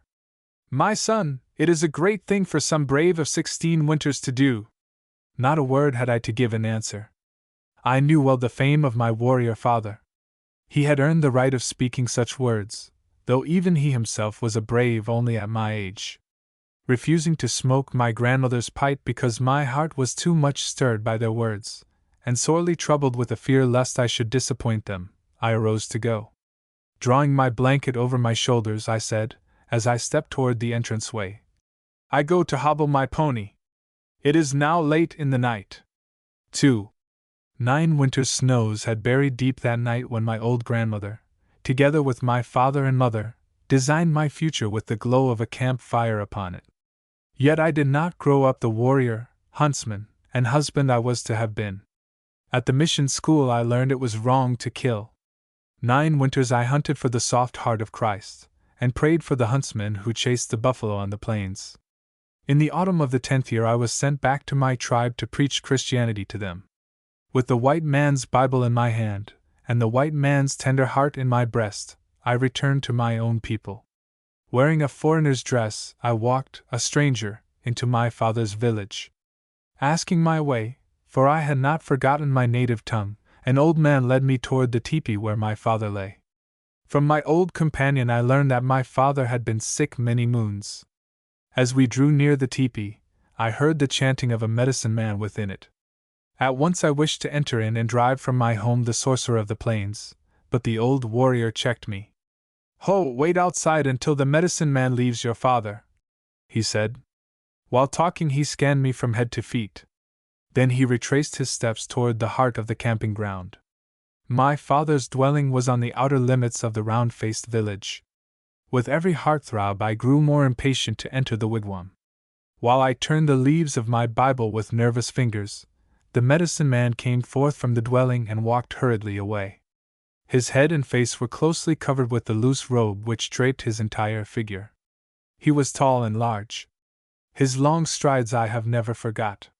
They seemed to me then the uncanny gait of eternal death. Quickly pocketing my Bible, I went into the teepee. Upon a mat lay my father, with furrowed face and gray hair. His eyes and cheeks were sunken far into his head. His sallow skin lay thin upon his pinched nose and high cheekbones. Stooping over him, I took his fevered hand. "How ate?" I greeted him. A light flashed from his listless eyes and his dried lips parted. "My son!" he murmured, in a feeble voice. Then again the wave of joy and recognition receded. He closed his eyes, and his hand dropped from my open palm to the ground. Looking about, I saw an old woman sitting with bowed head. Shaking hands with her, I recognized my mother. I sat down between my father and mother as I used to do, but I did not feel at home. The place where my old grandmother used to sit was now unoccupied. With my mother I bowed my head. Alike our throats were choked and tears were streaming from our eyes, but far apart in spirit our ideas and faiths separated us. My grief was for the soul unsaved, and I thought my mother wept to see a brave man's body broken by sickness. Useless was my attempt to change the faith in the medicine man to that abstract power named God. Then one day I became righteously mad with anger that the medicine man should thus ensnare my father's soul. And when he came to chant his sacred songs, I pointed toward the door and bade him go. The man's eyes glared upon me for an instant. Slowly gathering his robe about him, he turned his back upon the sick man and stepped out of our wigwam. Ha ha ha! My son, I cannot live without the medicine man, I heard my father cry when the sacred man was gone. 3. On a bright day, when the winged seeds of the prairie grass were flying hither and thither, I walked solemnly toward the center of the camping ground. My heart beat hard and irregularly at my side. Tighter I grasped the sacred book I carried under my arm. Now was the beginning of life's work. Though I knew it would be hard, I did not once feel that failure was to be my reward. As I stepped unevenly on the rolling ground, I thought of the warriors soon to wash off their war paints and follow me. At length I reached the place where the people had assembled to hear me preach. In a large circle men and women sat upon the dry red grass. Within the ring I stood, with the white man's Bible in my hand. I tried to tell them of the soft heart of Christ. In silence the vast circle of bareheaded warriors sat under an afternoon Sunday at last. Wiping the wet from my brow, I took my place in the ring. The hush of the assembly filled me with great hope. I was turning my thoughts upward to the sky in gratitude, when a stir called me to earth again. A tall, strong man arose. His loose robe hung in folds over his right shoulder. A pair of snapping black eyes fastened themselves like the poisonous fangs of a serpent upon me. He was the medicine man. A tremor played about my heart, and a chill cooled the fire in my veins. Scornfully he pointed a long forefinger in my direction and asked, "What loyal son is he who, returning to his father's people, wears a foreigner's dress?" He paused a moment, and then continued, "The dress of that foreigner of whom a story says he bound a native of our land, and heaping dry sticks around him, kindled a fire at his feet." Waving his hand toward me, he exclaimed, "Here is the traitor to his people!" I was helpless. Before the eyes of the crowd the cunning magician turned my honest heart into a vile nest of treachery. Alas! The people frowned as they looked upon me. "Listen," he went on. "Which one of you who have eyed the young man can see through his bosom and warn the people of the nest of young snakes hatching there? Whose ear was so acute that he caught the hissing of snakes whenever the young man opened his mouth? This one has not only proven false to you, but even to the Great Spirit who made him. He is a fool. Why do you sit here giving ear to a foolish man who could not defend his people because he fears to kill, who could not bring venison to renew the life of his sick father? With his prayers, let him drive away the enemy. With his soft heart, let him keep off starvation. We shall go elsewhere to dwell upon an untainted ground." With this he disbanded the people. When the sun lowered in the west and the winds were quiet, the village of cone-shaped teepees was gone. The medicine man had won the hearts of the people. Only my father's dwelling was left to mark the fighting ground. 4. From a long night at my father's bedside I came out to look upon the morning. The yellow sun hung equally between the snow-covered land and the cloudless blue sky. The light of the new day was cold. The strong breath of winter crusted the snow and fitted crystal shells over the rivers and lakes. As I stood in front of the tepee, thinking of the vast prairies which separated us from our tribe, and wondering if the high sky likewise separated the soft-hearted Son of God from us, the icy blast from the north blew through my hair and skull. My neglected hair had grown long and fell upon my neck. My father had not risen from his bed since the day the medicine man led the people away.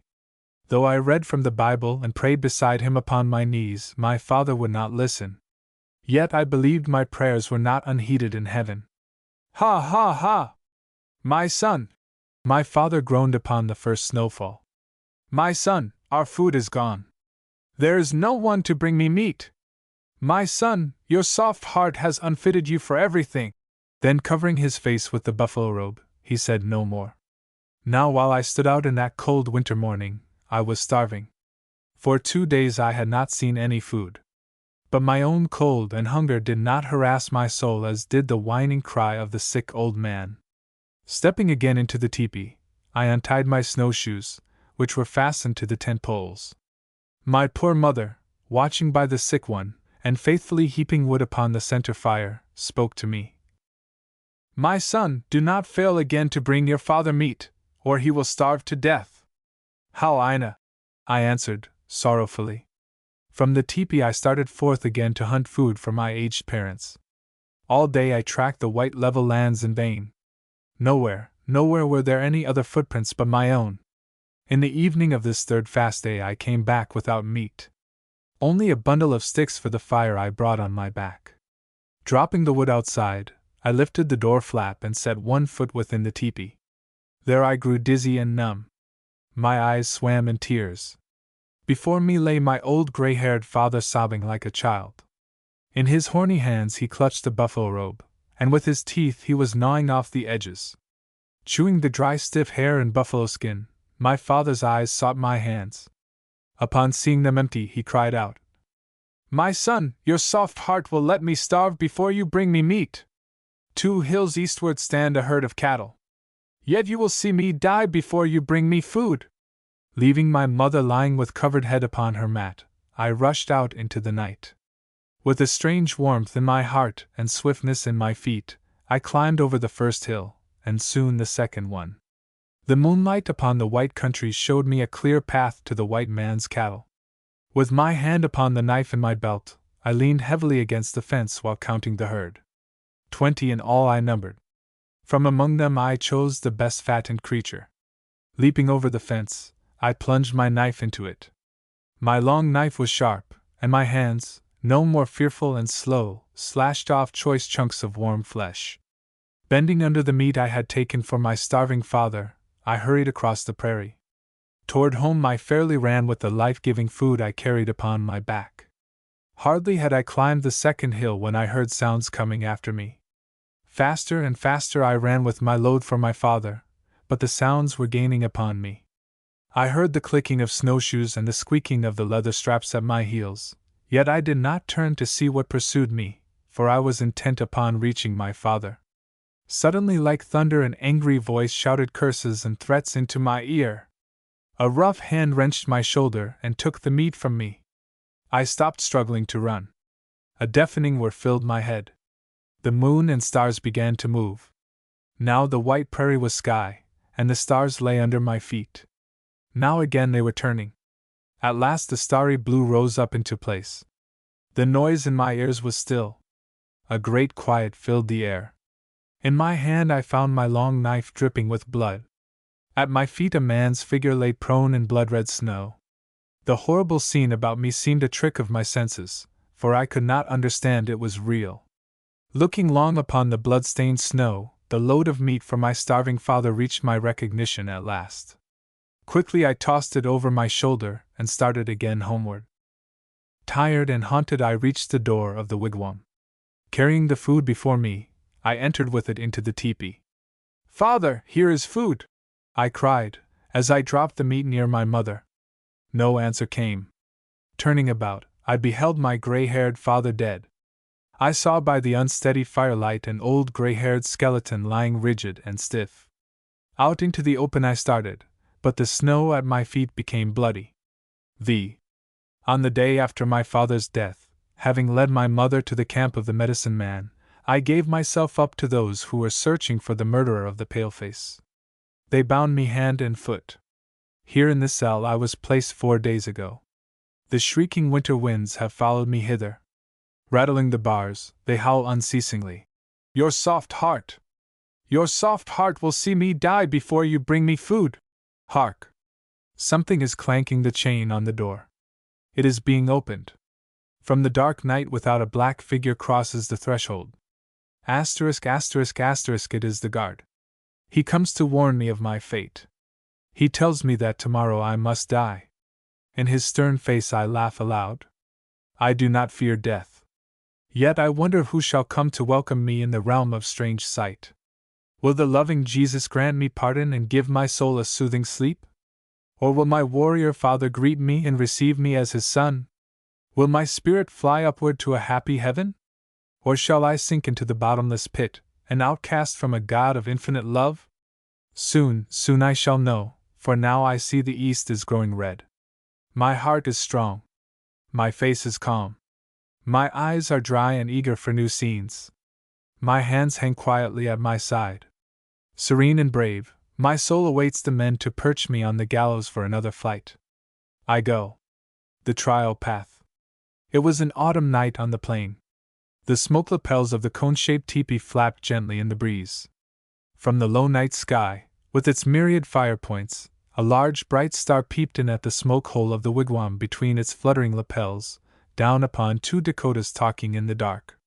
The mellow stream from the star above, a maid of 20 summers, on a bed of sweetgrass, drank in with her wakeful eyes.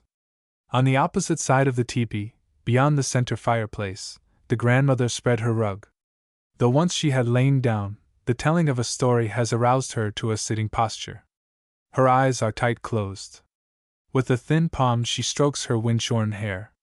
Yes, my grandchild, the legend says the large bright stars are wise old warriors, and the small dim ones are handsome young braves, she reiterates, in a high, tremulous voice.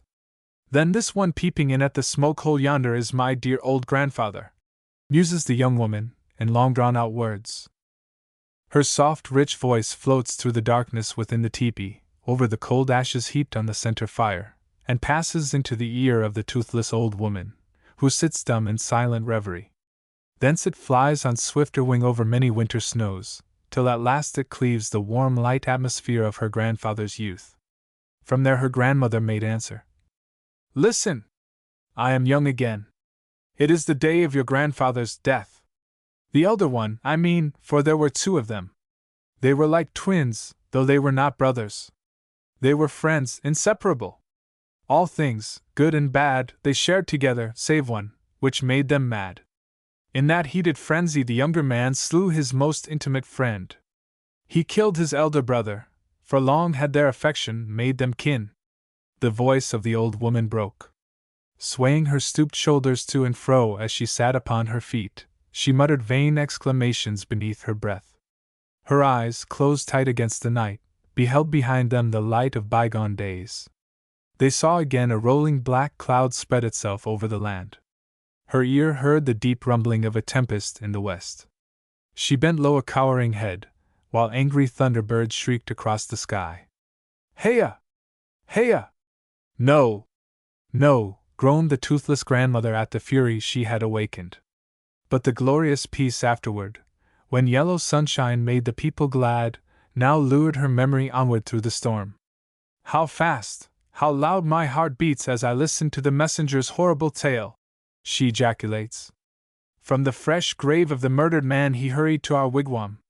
Deliberately crossing his bare shins, he sat down unbidden beside my father, smoking a long-stemmed pipe. He had scarce caught his breath when, panting, he began. He was an only son, and a much-adored brother. With wild, suspecting eyes he glanced at me as if I were in league with the man-killer, my lover. My father, exhaling sweet-scented smoke, assented. How, then interrupting the eye on the lips of the round-eyed talebearer, he asked, My friend, will you smoke? He took the pipe by its redstone bowl, and pointed the long slender stem toward the man. Yes, yes, my friend, replied he, and reached out a long brown arm. For many heartthrobs he puffed out the blue smoke, which hung like a cloud between us. But even through the smoke mist I saw his sharp black eyes glittering toward me. I longed to ask what doom awaited the young murderer, but dared not open my lips, lest I burst forth into screams instead. My father plied the question. Returning the pipe, the man replied, Oh, the chieftain and his chosen men have had counsel together. They have agreed it is not safe to allow a man-killer loose in our midst. He who kills one of our tribe is an enemy, and must suffer the fate of a foe. My temples throbbed like a pair of hearts. While I listened, a crier passed by my father's teepee. Mounted, and swaying with his pony steps, he proclaimed in a loud voice these words, Hark! I hear them now! Hopa! Give ear, all you people! A terrible deed is done. Two friends, aye, brothers in heart, have quarreled together. Now one lies buried on the hill, while the other sits, a dreaded man-killer, within his dwelling. Says our chieftain, he who kills one of our tribe commits the offense of an enemy. As such he must be tried. Let the father of the dead man choose the mode of torture or taking of life. He has suffered livid pain, and he alone can judge how great the punishment must be to avenge his wrong. It is done!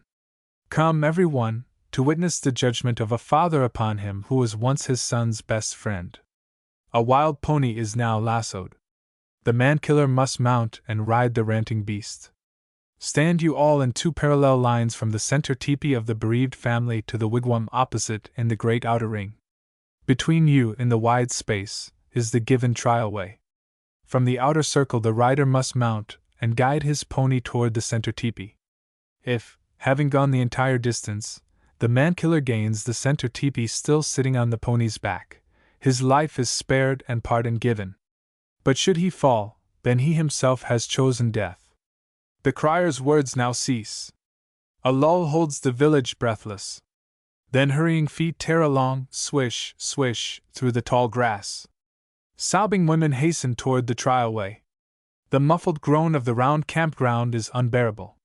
With my face hid in the folds of my blanket, I run with the crowd toward the open place in the outer circle of our village.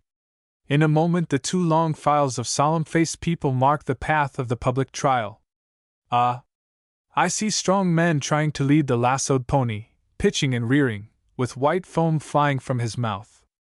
I choke with pain as I recognize my handsome lover desolately alone, striding with set face toward the lassoed pony. Do not fall!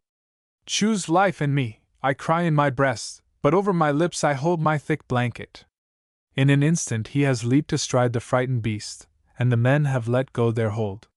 Like an arrow sprung from a strong bow, the pony, with extended nostrils, plunges halfway to the center teepee. With all his might the rider draws the strong reins in. The pony halts with wooden legs. The rider is thrown forward by force, but does not fall. Now the maddened creature pitches, with flying heels. The line of men and women sways outward. Now it is back in place, safe from the kicking, snorting thing. The pony is fierce, with its large black eyes bulging out of their sockets. With humped back and nose to the ground, it leaps into the air. I shut my eyes. I cannot see him fall. A loud shout goes up from the hoarse throats of men and women. I look. So! The wild horse is conquered. My lover dismounts at the doorway of the center wigwam. The pony, wet with sweat and shaking with exhaustion, stands like a guilty dog at his master's side. Here at the entranceway of the teepee sit the bereaved father, mother, and sister. The old warrior father rises. Stepping forward 2 long strides, he grasps the hand of the murderer of his only son. Holding it so the people can see, he cries, with compassionate voice, "My son!" A murmur of surprise sweeps like a puff of sudden wind along the lines. The mother, with swollen eyes, with her hair cut square with her shoulders, now rises. Hurrying to the young man, she takes his right hand. "My son," she greets him. But on the second word her voice shook, and she turned away in sobs. The young people rivet their eyes upon the young woman. She does not stir. With bowed head she sits motionless. The old warrior speaks to her. "Shake hands with the young brave, my little daughter. He was your brother's friend for many years. Now he must be both friend and brother to you." Hereupon the girl rises. Slowly reaching out her slender hand, she cries, with twitching lips, "My brother!" The trial ends. "Grandmother!" exploded the girl on the bed of sweet grass. "Is this true?" "Tosh!" answered the grandmother, with a warmth in her voice. "It is all true.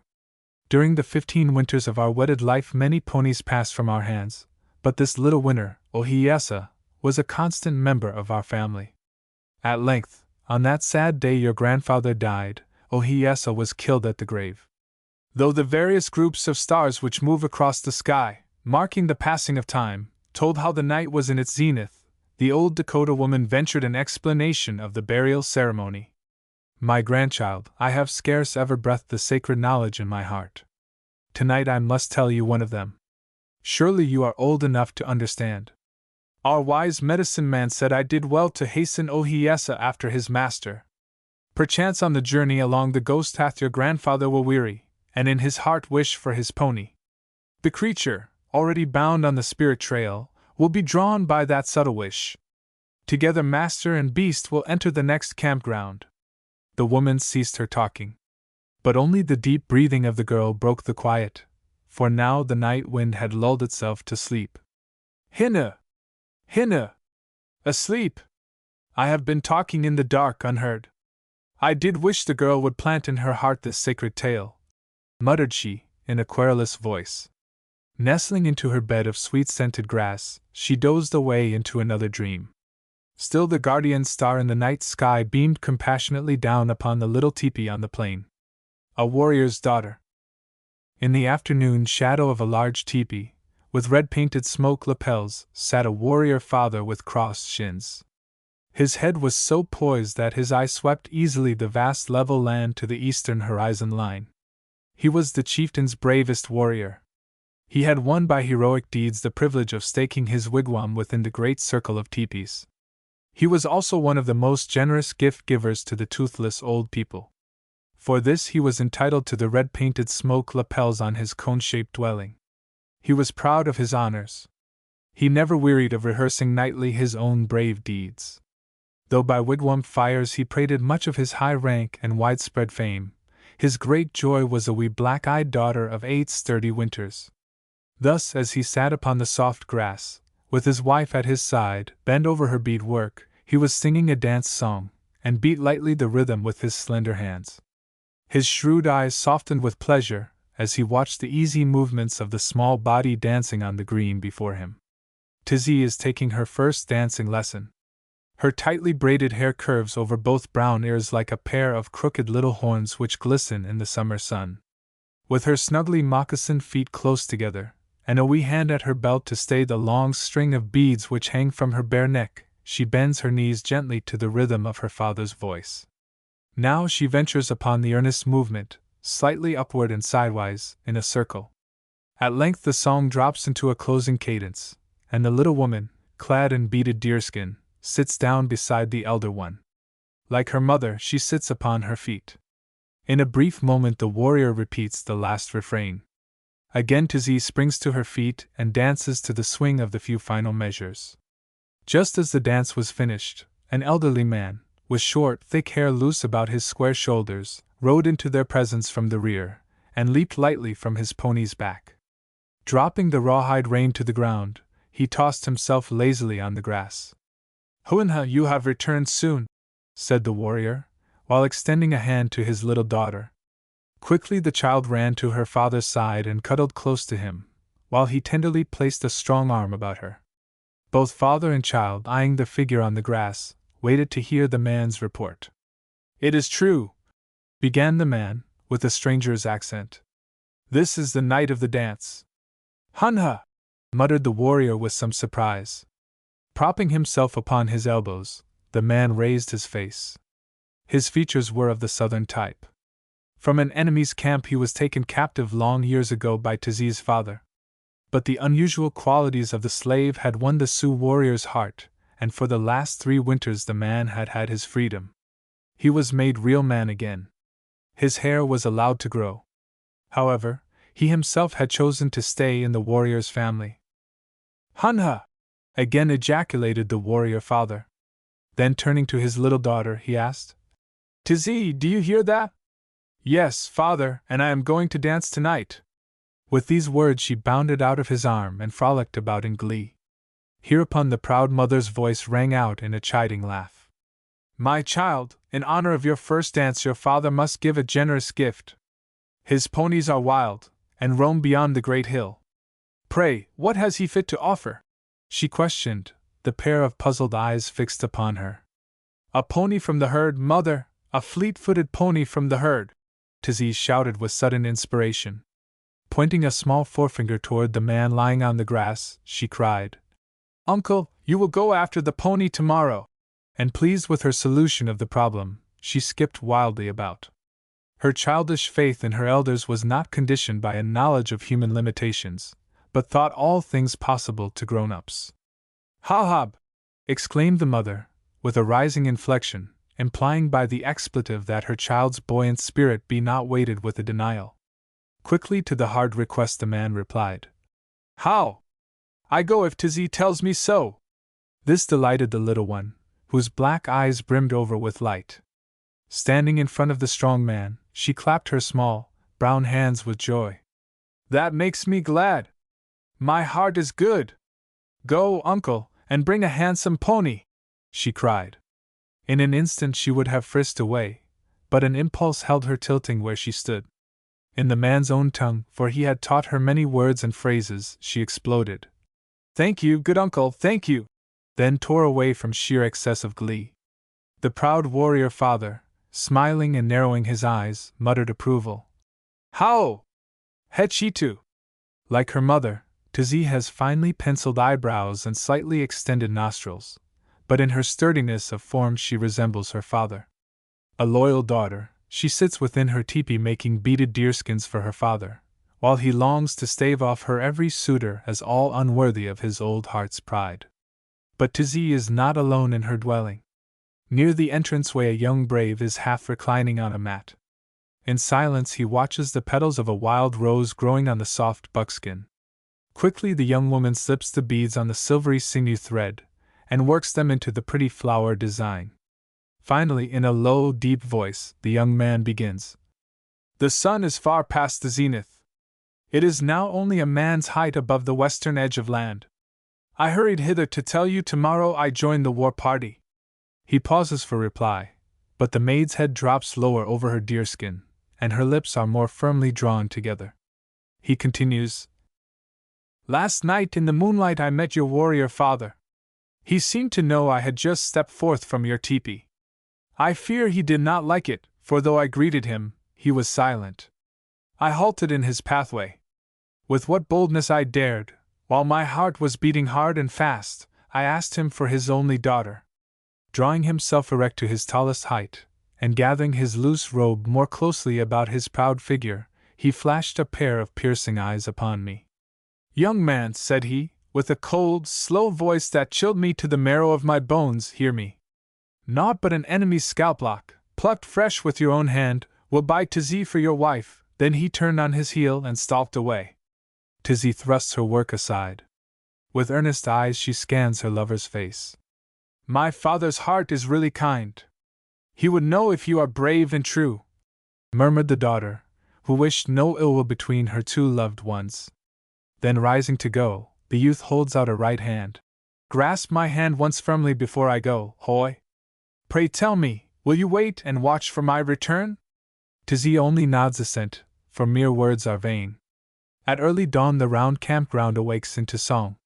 Men and women sing of bravery and of triumph. They inspire the swelling breasts of the painted warriors mounted on prancing ponies bedecked with the green branches of trees. Riding slowly around the great ring of cone-shaped teepees, here and there, a loud singing warrior swears to avenge a former wrong, and thrusts a bare brown arm against the purple east, calling the Great Spirit to hear his vow. All having made the circuit, the singing war party gallops away southward. Astride their ponies laden with food and deerskins, brave elderly women follow after their warriors. Among the foremost rides a young woman in elaborately beaded buckskin dress. Proudly mounted, she curbs with the single rawhide loop a wild-eyed pony. It is Tizzy on her father's war-horse. Thus the war party of Indian men and their faithful women vanish beyond the southern skyline. A day's journey brings them very near the enemy's borderland. Nightfall finds a pair of twin teepees nestled in a deep ravine. Within one lounge the painted warriors, smoking their pipes and telling weird stories by the firelight, while in the other watchful women crouch uneasily about their center fire. By the first gray light in the east the teepees are banished. They are gone. The warriors are in the enemy's camp, breaking dreams with their tomahawks. The women are hid away in secret places in the long, thicket ravine. The day is far spent, the red sun is low over the west. At length straggling warriors return, one by one, to the deep hollow. In the twilight they number their men. 3 are missing. Of these absent ones 2 are dead, but the third one, a young man, is a captive to the foe. Hee! Lament the warriors, taking food in haste. In silence each woman, with long strides, hurries to and fro, tying large bundles on her pony's back. Under cover of night the war party must hasten homeward. Motionless, with bowed head, sits a woman in her hiding place. She grieves for her lover. In bitterness of spirit she hears the warriors' murmuring words. With set teeth she plans to cheat the hated enemy of their captive. In the meanwhile low signals are given, and the war party, unaware of Tizi's absence, steal quietly away. The soft thud of pony hoofs grows fainter and fainter. The gradual hush of the empty ravine whirs noisily in the ear of the young woman. Alert for any sound of footfalls nigh, she holds her breath to listen. Her right hand rests on a long knife in her belt. Ah, yes, she knows where her pony is hid, but not yet has she need of him. Satisfied that no danger is nigh, she prowls forth from her place of hiding. With a panther's tread and pace she climbs the high ridge beyond the low ravine. From thence she spies the enemy's campfires. Rooted to the barren bluff the slender woman's figure stands on the pinnacle of night, outlined against the starry sky. The cool night breeze wafts to her burning ear snatches of song and drum. With desperate hate she bites her teeth. Tizi beckons the stars to witness. With impassioned voice and uplifted face she pleads. Great Spirit, speed me to my lover's rescue. Give me swift cunning for a weapon this night. All-powerful Spirit, grant me my warrior father's heart, strong to slay a foe and mighty to save a friend. In the midst of the enemy's campground, underneath a temporary dance house, are men and women in gala-day dress. It is late in the night, but the merry warriors bend and bow their nude, painted bodies before a bright center fire. To the lusty men's voices and the rhythmic throbbing drum, they leap and rebound with feathered headgears waving. Women with red-painted cheeks and long, braided hair sit in a large half-circle against the willow railing. They, too, join in the singing, and rise to dance with their victorious warriors. Amid this circular dance arena stands a prisoner bound to a post, haggard with shame and sorrow. He hangs his disheveled head. He stares with unseeing eyes upon the bare earth at his feet. With jeers and smirking faces the dancers mock the Dakota captive. Rowdy braves and small boys hoot and yell in derision. Silent among the noisy mob, a tall woman, leaning both elbows on the round willow railing, peers into the lighted arena. The dancing center fire shines bright into her handsome face, intensifying the night in her dark eyes. It breaks into myriad points upon her beaded dress. Unmindful of the surging throng jostling her at either side, she glares in upon the hateful, scoffing men. Suddenly she turns her head. Tittering maids whisper near her ear. There! There! See him now, sneering in the captive's face. 'Tis he who sprang upon the young man and dragged him by his long hair to yonder post. See! He is handsome! How gracefully he dances! The silent young woman looks toward the bound captive. She sees a warrior, scarce older than the captive, flourishing a tomahawk in the Dakota's face. A burning rage darts forth from her eyes and brands him for a victim of revenge. Her heart mutters within her breast. Come, I wish to meet you, vile foe, who captured my lover and tortures him now with a living death. Here the singers hush their voices, and the dancers scatter to their various resting places along the willow ring. The victor gives a reluctant last twirl of his tomahawk, then, like the others, he leaves the center ground. With head and shoulders swaying from side to side, he carries a high-pointing chin toward the willow railing. Sitting down upon the ground with crossed legs, he fans himself with an outspread turkey wing. Now and then he stops his haughty blinking to peep out of the corners of his eyes. He hears someone clearing her throat gently. It is unmistakably for his ear. The wing fan swings irregularly to and fro. At length he turns a proud face over a bare shoulder and beholds a handsome woman smiling. Ah, she would speak to a hero! Thumps his heart wildly. The singers raise their voices in unison. The music is irresistible. Again lunges the victor into the open arena. Again he leers into the captive's face. At every interval between the songs he returns to his resting place. Here the young woman awaits him. As he approaches, she smiles boldly into his eyes. He is pleased with her face and her smile. Waving his wing fan spasmodically in front of his face, he sits with his ears pricked up. He catches a low whisper. A hand taps him lightly on the shoulder. The handsome woman speaks to him in his own tongue. Come out into the night. I wish to tell you who I am. He must know what sweet words of praise the handsome woman has for him. With both hands he spreads the meshes of the loosely woven willows, and crawls out unnoticed into the dark. Before him stands the young woman. Beckoning him with a slender hand, she steps backward, away from the light and the restless throng of onlookers. He follows with impatient strides. She quickens her pace. He lengthens his strides. Then suddenly the woman turns from him and darts away with amazing speed. Clenching his fists and biting his lower lip, the young man runs after the fleeing woman. In his maddened pursuit he forgets the dance arena. Beside a cluster of low bushes the woman halts. The young man, panting for breath and plunging headlong forward, whispers loud, "Pray tell me, are you a woman or an evil spirit to lure me away?"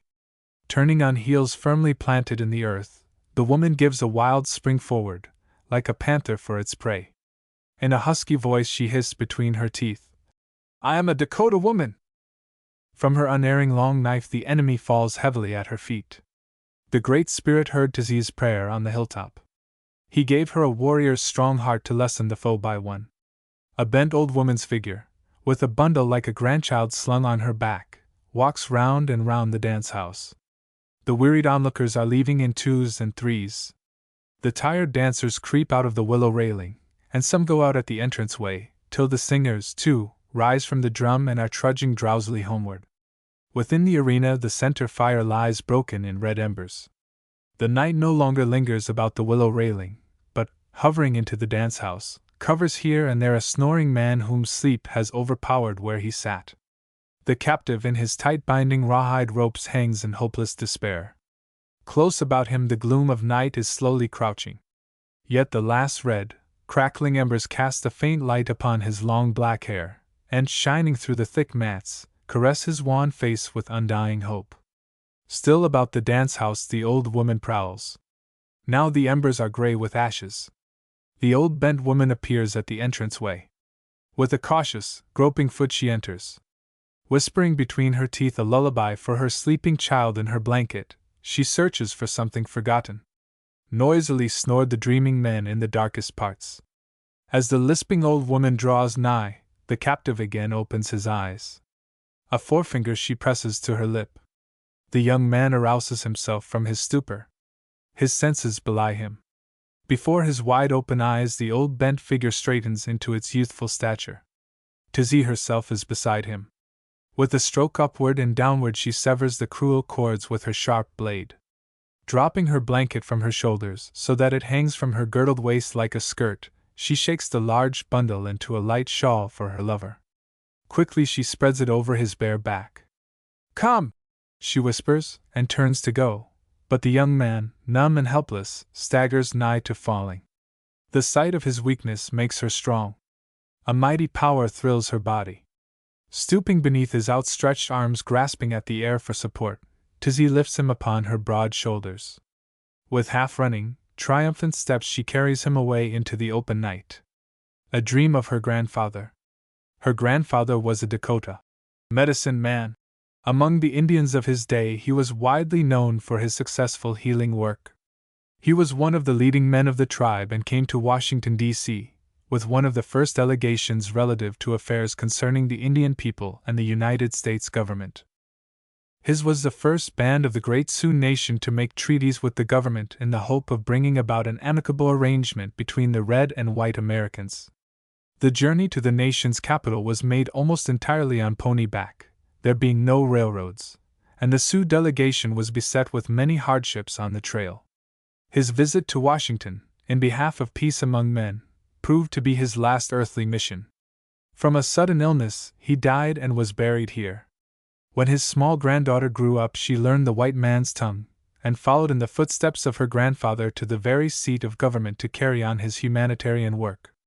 Though her days were filled with problems for welfare work among her people, she had a strange dream one night during her stay in Washington. The dream was this: returning from an afternoon out, she found a large cedar chest had been delivered to her home in her absence. She sniffed the sweet perfume of the redwood, which reminded her of the breath of the forest, and admired the box so neatly made, without trimmings. It looked so clean, strong, and durable in its native genuineness. With elation, she took the tag in her hand and read her name aloud. "Who sent me this cedar chest?" she asked, and was told it came from her grandfather. Wondering what gift it could be her grandfather wished now to confer upon her, wholly disregarding his death years ago, she was all eagerness to open the mystery chest. She remembered her childhood days and the stories she loved to hear about the unusual powers of her grandfather, recalled how she, the wee girl, had coveted the medicine bags, beaded and embroidered in porcupine quills, in symbols designed by the great medicine man, her grandfather. Well did she remember her merited rebuke that such things were never made for relics. Treasures came in due time to those ready to receive them. In great expectancy, she lifted the heavy lid of the cedar chest. "Oh!" she exclaimed, with a note of disappointment, seeing no beaded Indian regalia or trinkets. "Why does my grandfather send such a light gift in a heavy, large box?" She was mystified and much perplexed.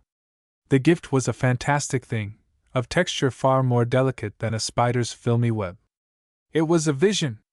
A picture of an Indian camp, not painted on canvas nor yet written. It was dream stuff, suspended in the thin air, filling the enclosure of the cedar wood container.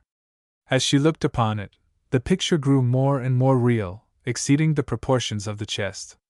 It was all so elusive a breath might have blown it away, yet there it was, real as life, a circular camp of white cone-shaped teepees, astir with Indian people.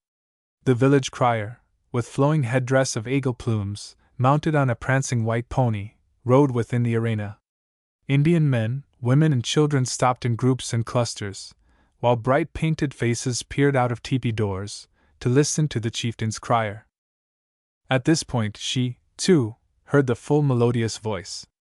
She heard distinctly the Dakota words he proclaimed to the people. "Be glad! Rejoice! Look up, and see the new day dawning! Help is near! Hear me, everyone!" She caught the glad tidings and was thrilled with new hope for her people. The widespread enigma concerning Blue Star Woman. It was summer on the western plains. Fields of golden sunflowers facing eastward greeted the rising Sunday. Blue Star Woman, with wind's horn braids of white hair over each ear, sat in the shade of her log hut before an open fire. Lonely but unmolested, she dwelt here like the ground squirrel that took its abode nearby, both through the easy tolerance of the landowner. The Indian woman held a skillet over the burning embers. A large round cake, with long slashes in its center, was baking and crowding the capacity of the frying pan. In deep abstraction, Blue Star Woman prepared her morning meal. "Who am I?" had become the obsessing riddle of her life. She was no longer a young woman, being in her 53rd year. In the eyes of the white man's law, it was required of her to give proof of her membership in the Sioux tribe. The unwritten law of heart prompted her naturally to say, "I am a being. I am Blue Star Woman. A piece of earth is my birthright." It was taught, for reasons now forgot, that an Indian should never pronounce his or her name in answer to any inquiry. It was probably a means of protection in the days of black magic. Be this as it may, Blue Star Woman lived in times when this teaching was disregarded. It gained her nothing, however, to pronounce her name to the government official to whom she applied for her share of tribal land. His persistent question was always, "Who were your parents?" Blue Star Woman was left an orphan at a tender age. She did not remember them. They were long gone to the spirit land, and she could not understand why they should be recalled to earth on her account. It was another one of the old teachings of her race that the names of the dead should not be idly spoken. It had become a sacrilege to mention carelessly the name of any departed one, especially in matters of disputes over worldly possessions. The unfortunate circumstances of her early childhood, together with the lack of written records of a roving people, placed a formidable barrier between her and her heritage. The fact was events of far greater importance to the tribe than her reincarnation had passed unrecorded in books. The verbal reports of the old-time men and women of the tribe were varied, some were actually contradictory. Blue Star Woman was unable to find even a twig of her family tree. She sharpened one end of a long stick, and with it speared the fried bread when it was browned. Heedless of the hot breads. Sing! In a high treble as it was lifted from the fire, she added it to the 6 others which had preceded it. It had been many a moon since she had had a meal of fried bread, for she was too poor to buy at any one time all the necessary ingredients, particularly the fat in which to fry it. During the bread making, the smoke-blackened coffee pot boiled over. The aroma of freshly made coffee smote her nostrils and roused her from the tantalizing memories. The day before, friendly spirits, the unseen ones, had guided her aimless footsteps to her Indian neighbor's house. No sooner had she entered than she saw on the table some grocery bundles. "Ik, fortunate one!" she exclaimed as she took the straight-backed chair offered her. At once the Indian hostess untied the bundles and measured out a cupful of green coffee beans and a pound of lard. She gave them to Blue Star Woman, saying, "I want to share my good fortune. Take these home with you." Thus it was that Blue Star Woman had come into unexpected possession of the materials which now contributed richly to her breakfast.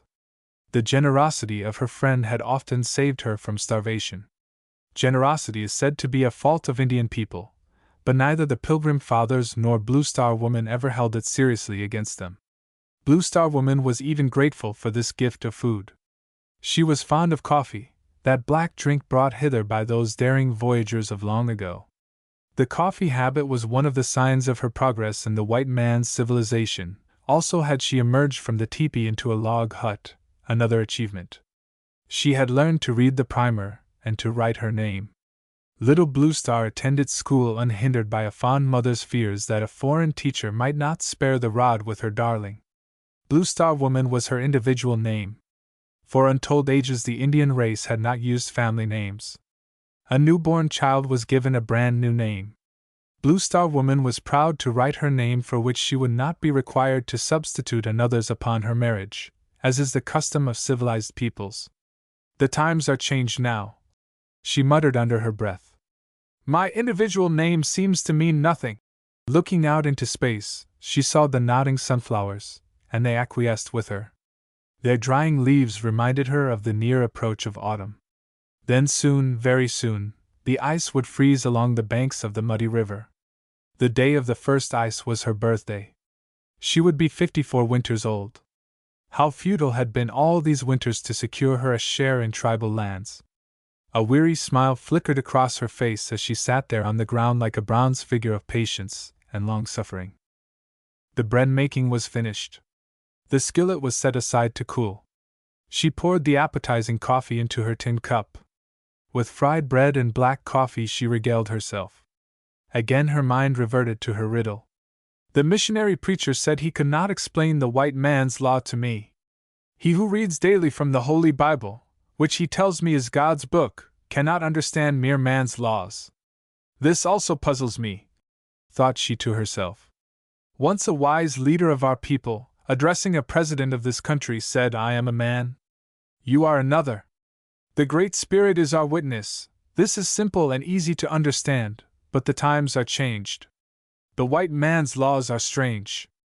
Blue Star Woman broke off a piece of fried bread between a thumb and forefinger. She ate it hungrily, and sipped from her cup of fragrant coffee. "I do not understand the white man's law. It's like walking in the dark. In this darkness, I am growing fearful of everything." Oblivious to the world, she had not heard the footfall of 2 Indian men who now stood before her. Their short-cropped hair looked blue-black in contrast to the faded civilian clothes they wore. Their white man's shoes were rusty and unpolished. To the unconventional eyes of the old Indian woman, their celluloid collars appeared like shining marks of civilization. Blue Star Woman looked up from the lap of Mother Earth without rising. "Hinnu, Hinnu!" she ejaculated in undisguised surprise. "Pray, who are these would-be white men?" she inquired. In one voice and by an assumed relationship the 2 Indian men addressed her. "And I shake hands with you," again Blue Star Woman remarked. "Oh, indeed! These near white men speak my native tongue and shake hands according to our custom." Did she guess the truth, she would have known they were simply deluded mortals, deceiving others and themselves most of all. Boisterously laughing and making conversation, they each in turn gripped her withered hand. Like a sudden flurry of wind, tossing loose ends of things, they broke into her quiet morning hour and threw her groping thoughts into greater chaos. Masking their real errand with long-drawn faces, they feigned a concern for her welfare only. "We come to ask how you are living. We heard you were slowly starving to death. We heard you are one of those Indians who have been cheated out of their share in tribal lands by the government officials." Blue Star Woman became intensely interested.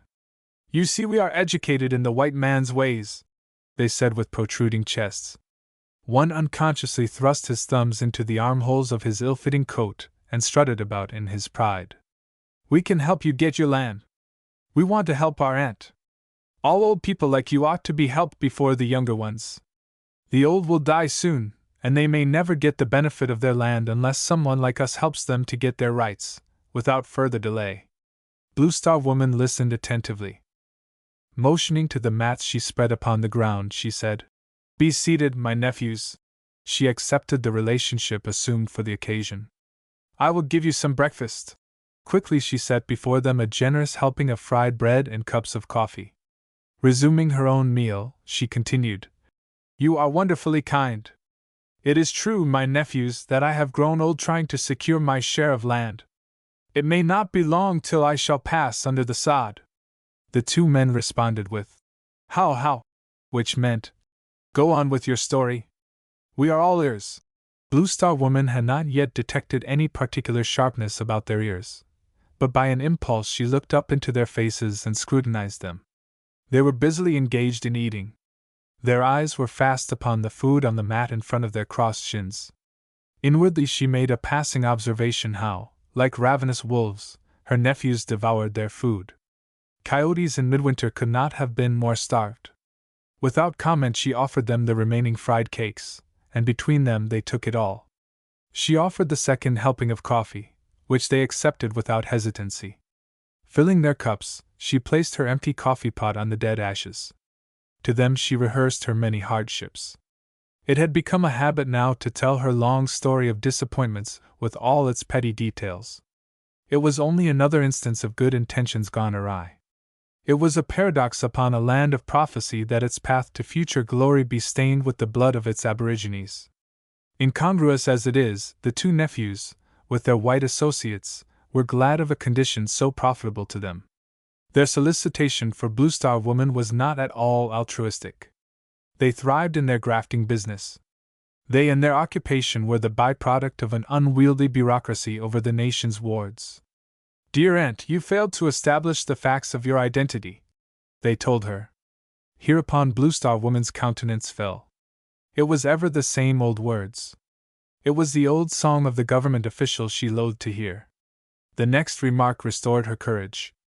"If any one can discover evidence, it's us. I tell you, aunt, we'll fix it all up for you." It was a great relief to the old Indian woman to be thus unburdened of her riddle, with the prospect of possessing land. "There is one thing you will have to do, that is, to pay us half of your land and money when you get them." Here was a pause, and Blue Star Woman answered slowly, "Why, yes," in an uncertain frame of mind. The shrewd schemers noted her behavior. "Wouldn't you rather have a half of a crust of bread than none at all?" they asked. She was duly impressed with the force of their argument. In her heart she agreed. A little something to eat is better than nothing. The two men talked in regular relays. The flow of smooth words was continuous, and so much like purring that all the woman's suspicions were put soundly to sleep. "Look here, aunt, you know very well that prairie fire is met with a backfire." Blue Star Woman, recalling her experiences in firefighting, quickly responded, "Yes, oh yes. In just the same way, we fight crooks with crooks. We have clever white lawyers working with us. They are the backfire." Then, as if remembering some particular incident, they both laughed aloud and said, "Yes, and sometimes they use us as the backfire. We trade 50-50. Blue Star Woman sat with her chin in the palm of one hand with elbow resting in the other. She rocked herself slightly forward and backward. At length she answered, Yes, I will pay you half of my share in tribal land and money when I get them. In bygone days, brave young men of the Order of the White Horse Riders sought out the aged, the poor, the widows and orphans to aid them, but they did their good work without pay. The White Horse Riders are gone. The times are changed. I am a poor old Indian woman. I need warm clothing before winter begins to blow its icicles through us. I need firewood. I need food. As you have said, a little help is better than none. Hereupon the two pretenders scored another success. They rose to their feet. They had eaten up all the fried bread and drained the coffee pot. They shook hands with Blue Star Woman and departed. In the quiet that followed their departure she sat munching her small piece of bread, which, by a lucky chance, she had taken on her plate before the hungry wolves had come. Very slowly she ate the fragment of fried bread as if to increase it by diligent mastication. A self-condemning sense of guilt disturbed her. In her dire need she had become involved with tricksters. Her nephews laughingly told her, "We use crooks, and crooks use us in the skirmish over Indian lands." The friendly shade of the house shrank away from her and hid itself under the narrow eaves of the dirt-covered roof. She shrugged her shoulders. The sun high in the sky had witnessed the affair and now glared down upon her white head. Gathering upon her arm the mats and cooking utensils, she hobbled into her log hut. Under the brooding wilderness silence, on the Sioux Indian reservation, the superintendent summoned together the leading Indian men of the tribe.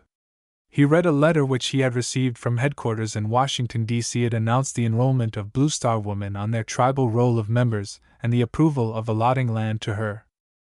It came as a great shock to the tribesmen. Without their knowledge and consent, their property was given to a strange woman. They protested in vain. The superintendent said, "I received this letter from Washington. I have read it to you for your information. I have fulfilled my duty. I can do no more." With these fateful words he dismissed the assembly. Heavy-hearted, Chief High Flyer returned to his dwelling. Smoking his long-stemmed pipe, he pondered over the case of Blue Star Woman. The Indian's guardian had got into a way of usurping autocratic power and disposing of the ward's property. It was growing intolerable. No doubt this Indian woman is entitled to allotment, but where? Certainly not here, he thought to himself. Laying down his pipe, he called his little granddaughter from her play. "You are my interpreter and scribe," he said. "Bring your paper and pencil." A letter was written in the child's sprawling hand, and signed by the old chieftain.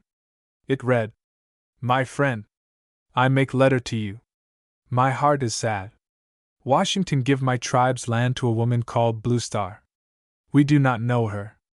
We were not asked to give land, but our land is taken from us to give to another Indian. This is not right. Lots of little children of my tribe have no land. Why this strange woman get our land which belongs to our children? Go to Washington and ask if our treaties tell him to give our property away without asking us. Tell him I thought we made good treaties on paper, but now our children cry for food. We are too poor. We cannot give even to our own little children. Washington is very rich. Washington now owns our country. If he wants to help this poor Indian woman, Blue Star, let him give her some of his land and his money. This is all I will say until you answer me. I shake hands with you with my heart. The Great Spirit hears my words. They are true. Your friend, Chief High Flyer. X his mark. The letter was addressed to a prominent American woman. A stamp was carefully placed on the envelope. Early the next morning, before the dew was off the grass, the chieftain's riding pony was caught from the pasture and brought to his log house. It was saddled and bridled by a younger man, his son with whom he made his home. The old chieftain came out, carrying in one hand his long-stemmed pipe and tobacco pouch.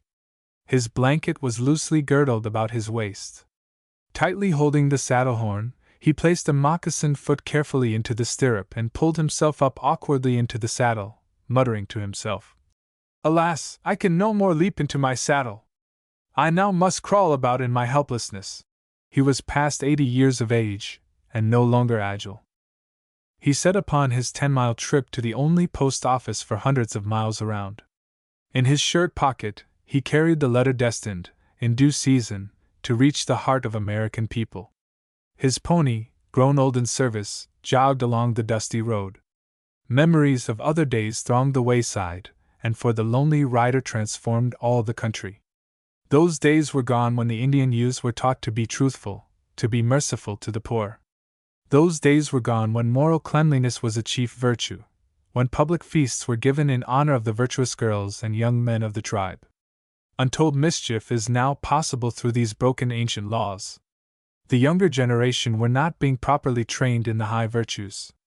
A slowly starving race was growing mad, and the pitifully weak sold their lands for a pot of porridge. He, he, he lamented. Small voice woman, my own relative is being represented as the mother of this strange blue star. The papers were made by 2 young Indian men who have learned the white man's ways. Why must I be forced to accept the mischief of children? My memory is clear. My reputation for veracity is well known. Small voice woman lived in my house until her death. She had only one child, and it was a boy. He held his hand over this thumping heart, and was reminded of the letter in his pocket. This letter, what will happen when it reaches my good friend? He asked himself. The chieftain rubbed his dim eyes and groaned. If only my good friend knew the folly of turning my letter into the hands of bureaucrats. In face of repeated defeat, I am daring once more to send this one letter. An inner voice said in his ear, and this one letter will share the same fate of the other letters. Startled by the unexpected voice, he jerked upon the bridle reins and brought the drowsy pony to a sudden halt. There was no one near. He found himself a mile from the post office, for the cluster of government buildings, where lived the superintendent, were now in plain sight. His thin frame shook with emotion. He could not go there with his letter. He dismounted from his pony.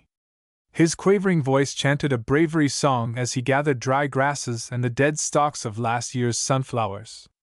He built a fire, and crying aloud, for his sorrow was greater than he could bear, he cast the letter into the flames. The fire consumed it. He sent his message on the wings of fire, and he believed she would get it.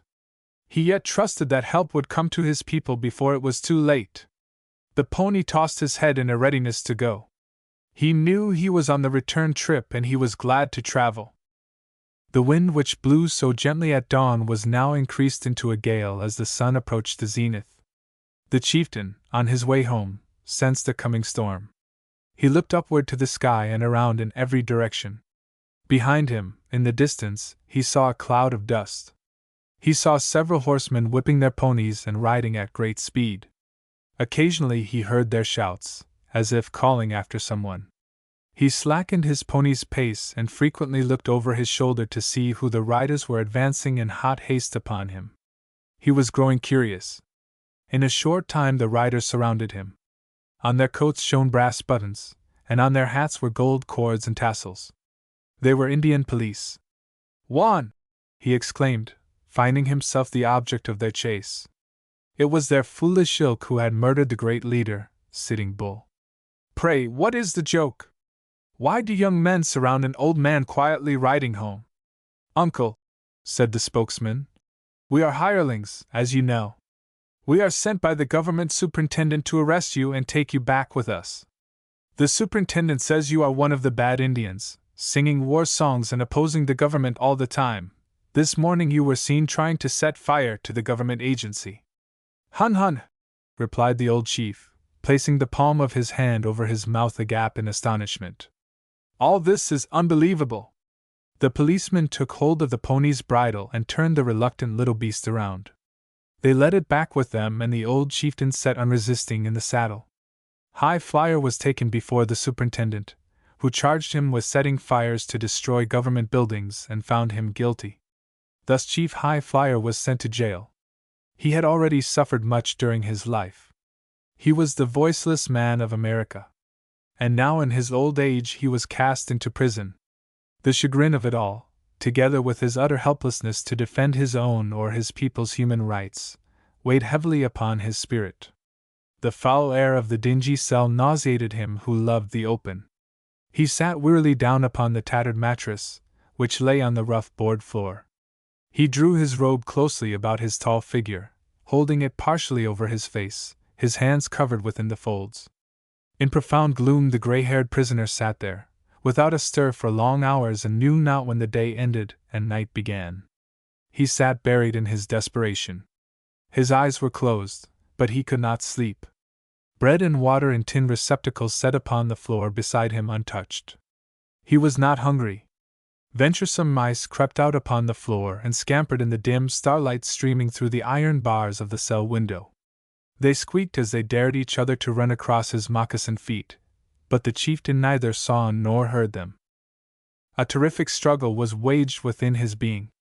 He fought as he never fought before. Tenaciously he hung upon hope for the day of salvation, that hope hoary with age. Defying all odds against him, he refused to surrender faith in good people. Underneath his blanket, wrapped so closely about him, stole a luminous light. Before his stricken consciousness appeared a vision. Lo, his good friend, the American woman to whom he had sent his messages by fire, now stood there a legion. A vast multitude of women, with uplifted hands, gazed upon a huge stone image. Their upturned faces were eager and very earnest. The stone figure was that of a woman upon the brink of the great waters, facing eastward. The myriad living hands remained uplifted till the stone woman began to show signs of life.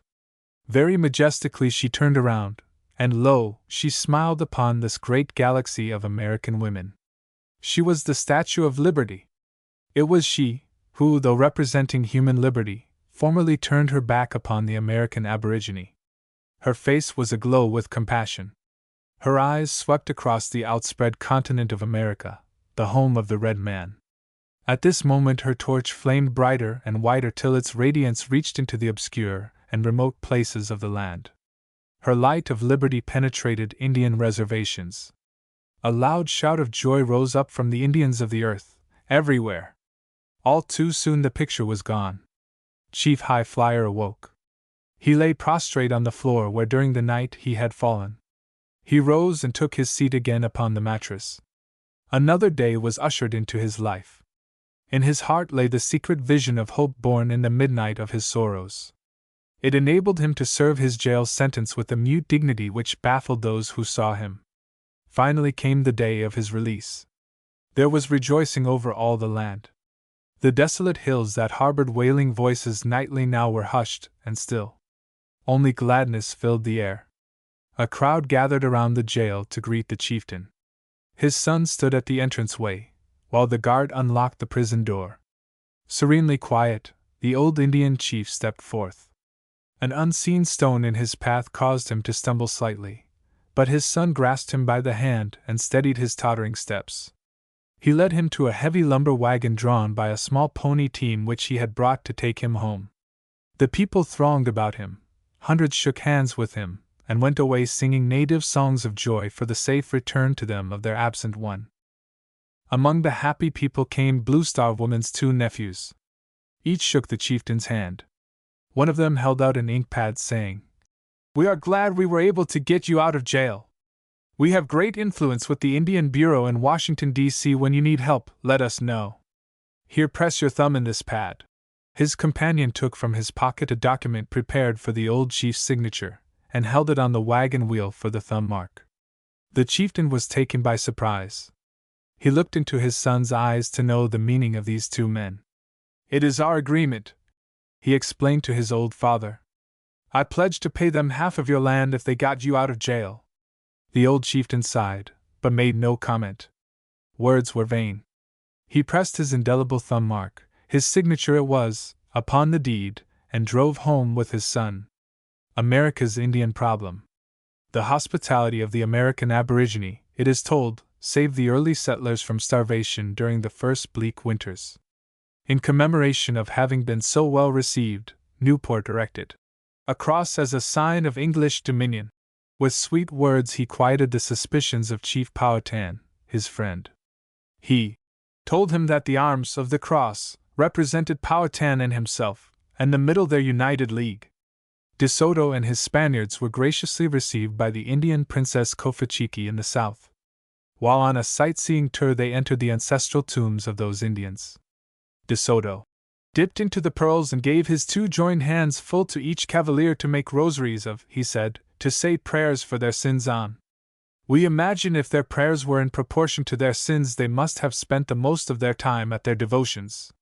It was in this fashion that the Old World snatched away the fee in the land of the New. It was in this fashion that America was divided between the powers of Europe, and the aborigines were dispossessed of their country.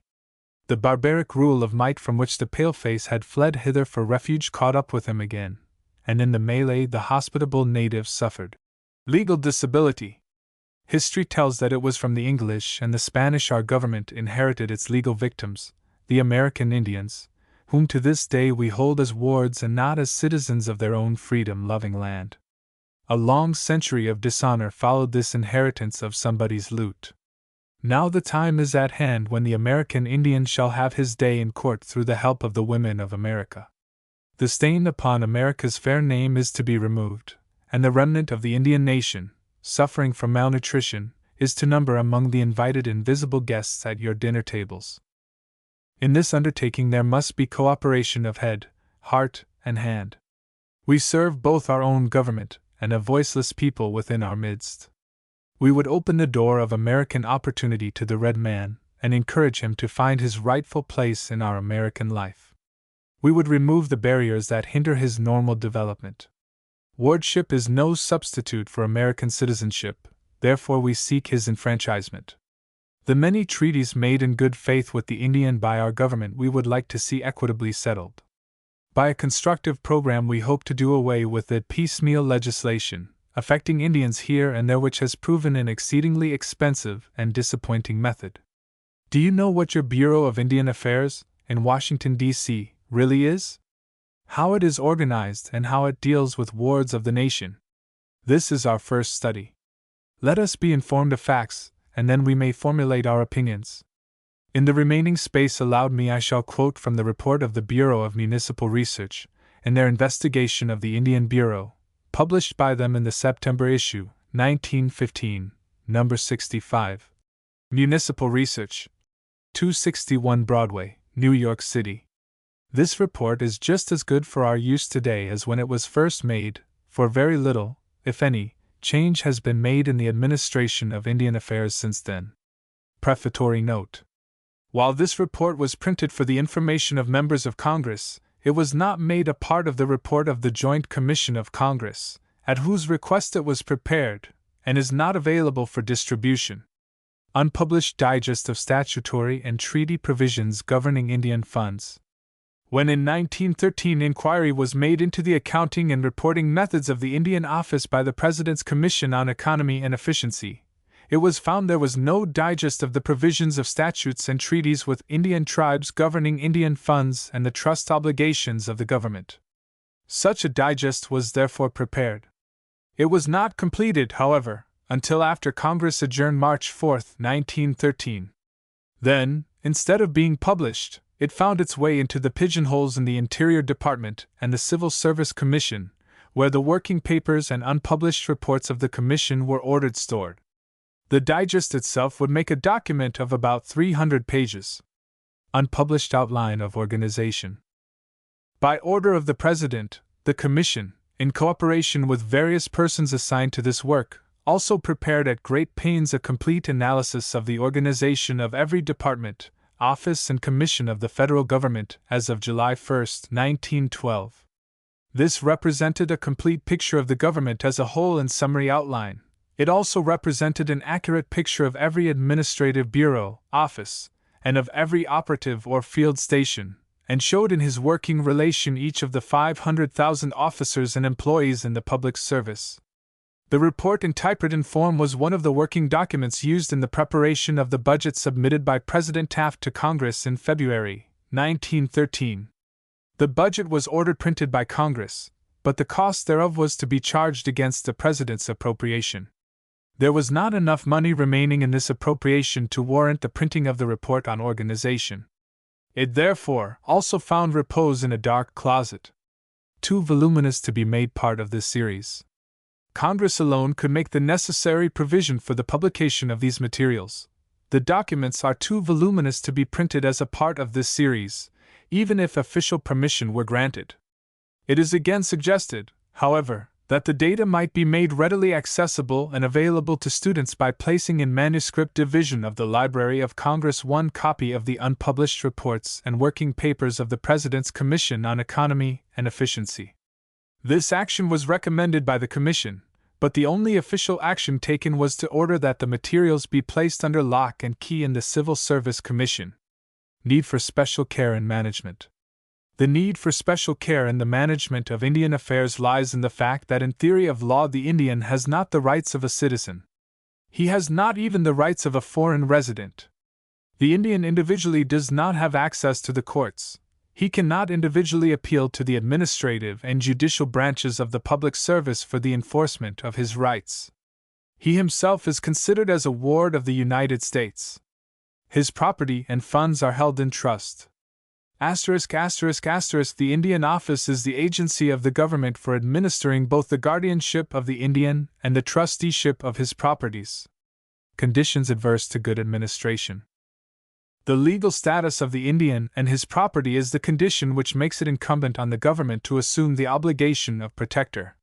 What is of special interest in this inquiry is to note the conditions under which the Indian Office has been required to conduct its business. In no other relation are the agents of the government under conditions more adverse to efficient administration. The influence which make for the infidelity to trusteeship, for subversion of properties and funds, for the violation of physical and moral welfare have been powerful. The opportunities and inducements are much greater than those which have operated with ruinous effect on other branches of public service and on the trustees and officers of our great private corporations. In many instances, the integrity of these have been broken down. Government machinery inadequate.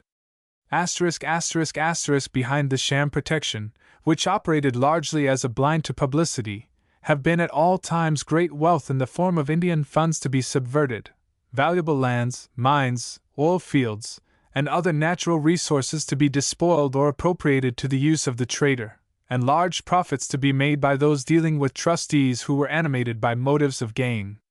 This has been the situation in which the Indian service has been for more than a century, the Indian during all this time having his rights and properties to greater or less extent neglected, the guardian, the government, in many instances, passive to conditions which have contributed to his undoing. Opportunities still present. And still, due to the increasing value of his remaining estate, there is left an inducement to fraud, corruption, and institutional incompetence almost beyond the possibility of comprehension. The properties and funds of the Indians today are estimated at not less than 1,000 millions of dollars. There is still a great obligation to be discharged, which must run through many years. The government itself owes many millions of dollars for Indian moneys which it has converted to its own use, and it is of interest to note that it does not know and the officers do not know what is the present condition of the Indian funds in their keeping. Primary defects.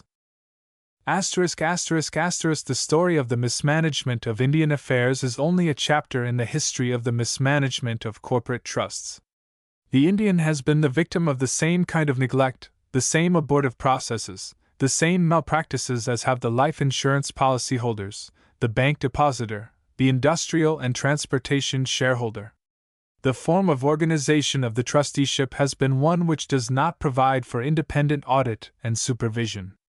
The institutional methods and practices have been such that they do not provide either a fact basis for official judgment or publicity of facts which, if made available, would supply evidence of infidelity. In the operation of this machinery, there has not been the means provided for effective official scrutiny and the public conscience could not be reached. Ample precedents to be followed. Precedents to be followed are ample.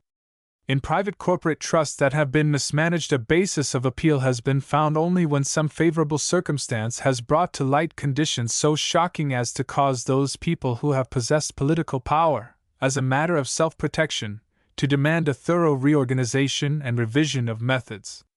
The same motive has lain back of legislation for the Indian. But the motive to political action has been less effective, for the reason that in the past the Indians who have acted in self-protection have either been killed or placed in confinement.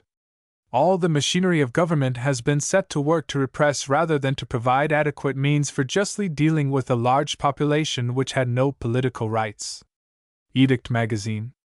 This book should be in every home. Old Indian Legends. 25 Seminole Avenue, Forest Hill, Illinois. August 25, 1919. Dear Zakala S.A., I thank you for your book on Indian legends. I have read them with exquisite pleasure. Like all folk tales, they mirror the child life of the world. There is in them a note of wild, strange music. You have translated them into our language in a way that will keep them alive in the hearts of men. They are so young, so fresh, so full of the odors of the virgin forest untrod by the foot of white man. The thoughts of your people seem dipped in the colors of the rainbow, palpitant with the play of winds, eerie with the thrill of a spirit world unseen but felt and feared. Your tales of birds, beast, tree, and spirit cannot but hold captive the hearts of all children. They will kindle in their young minds that eternal wonder which creates poetry and keeps life fresh and eager. I wish you in your little book of Indian tales all success. I am always, sincerely your friend. Signed, Helen Keller.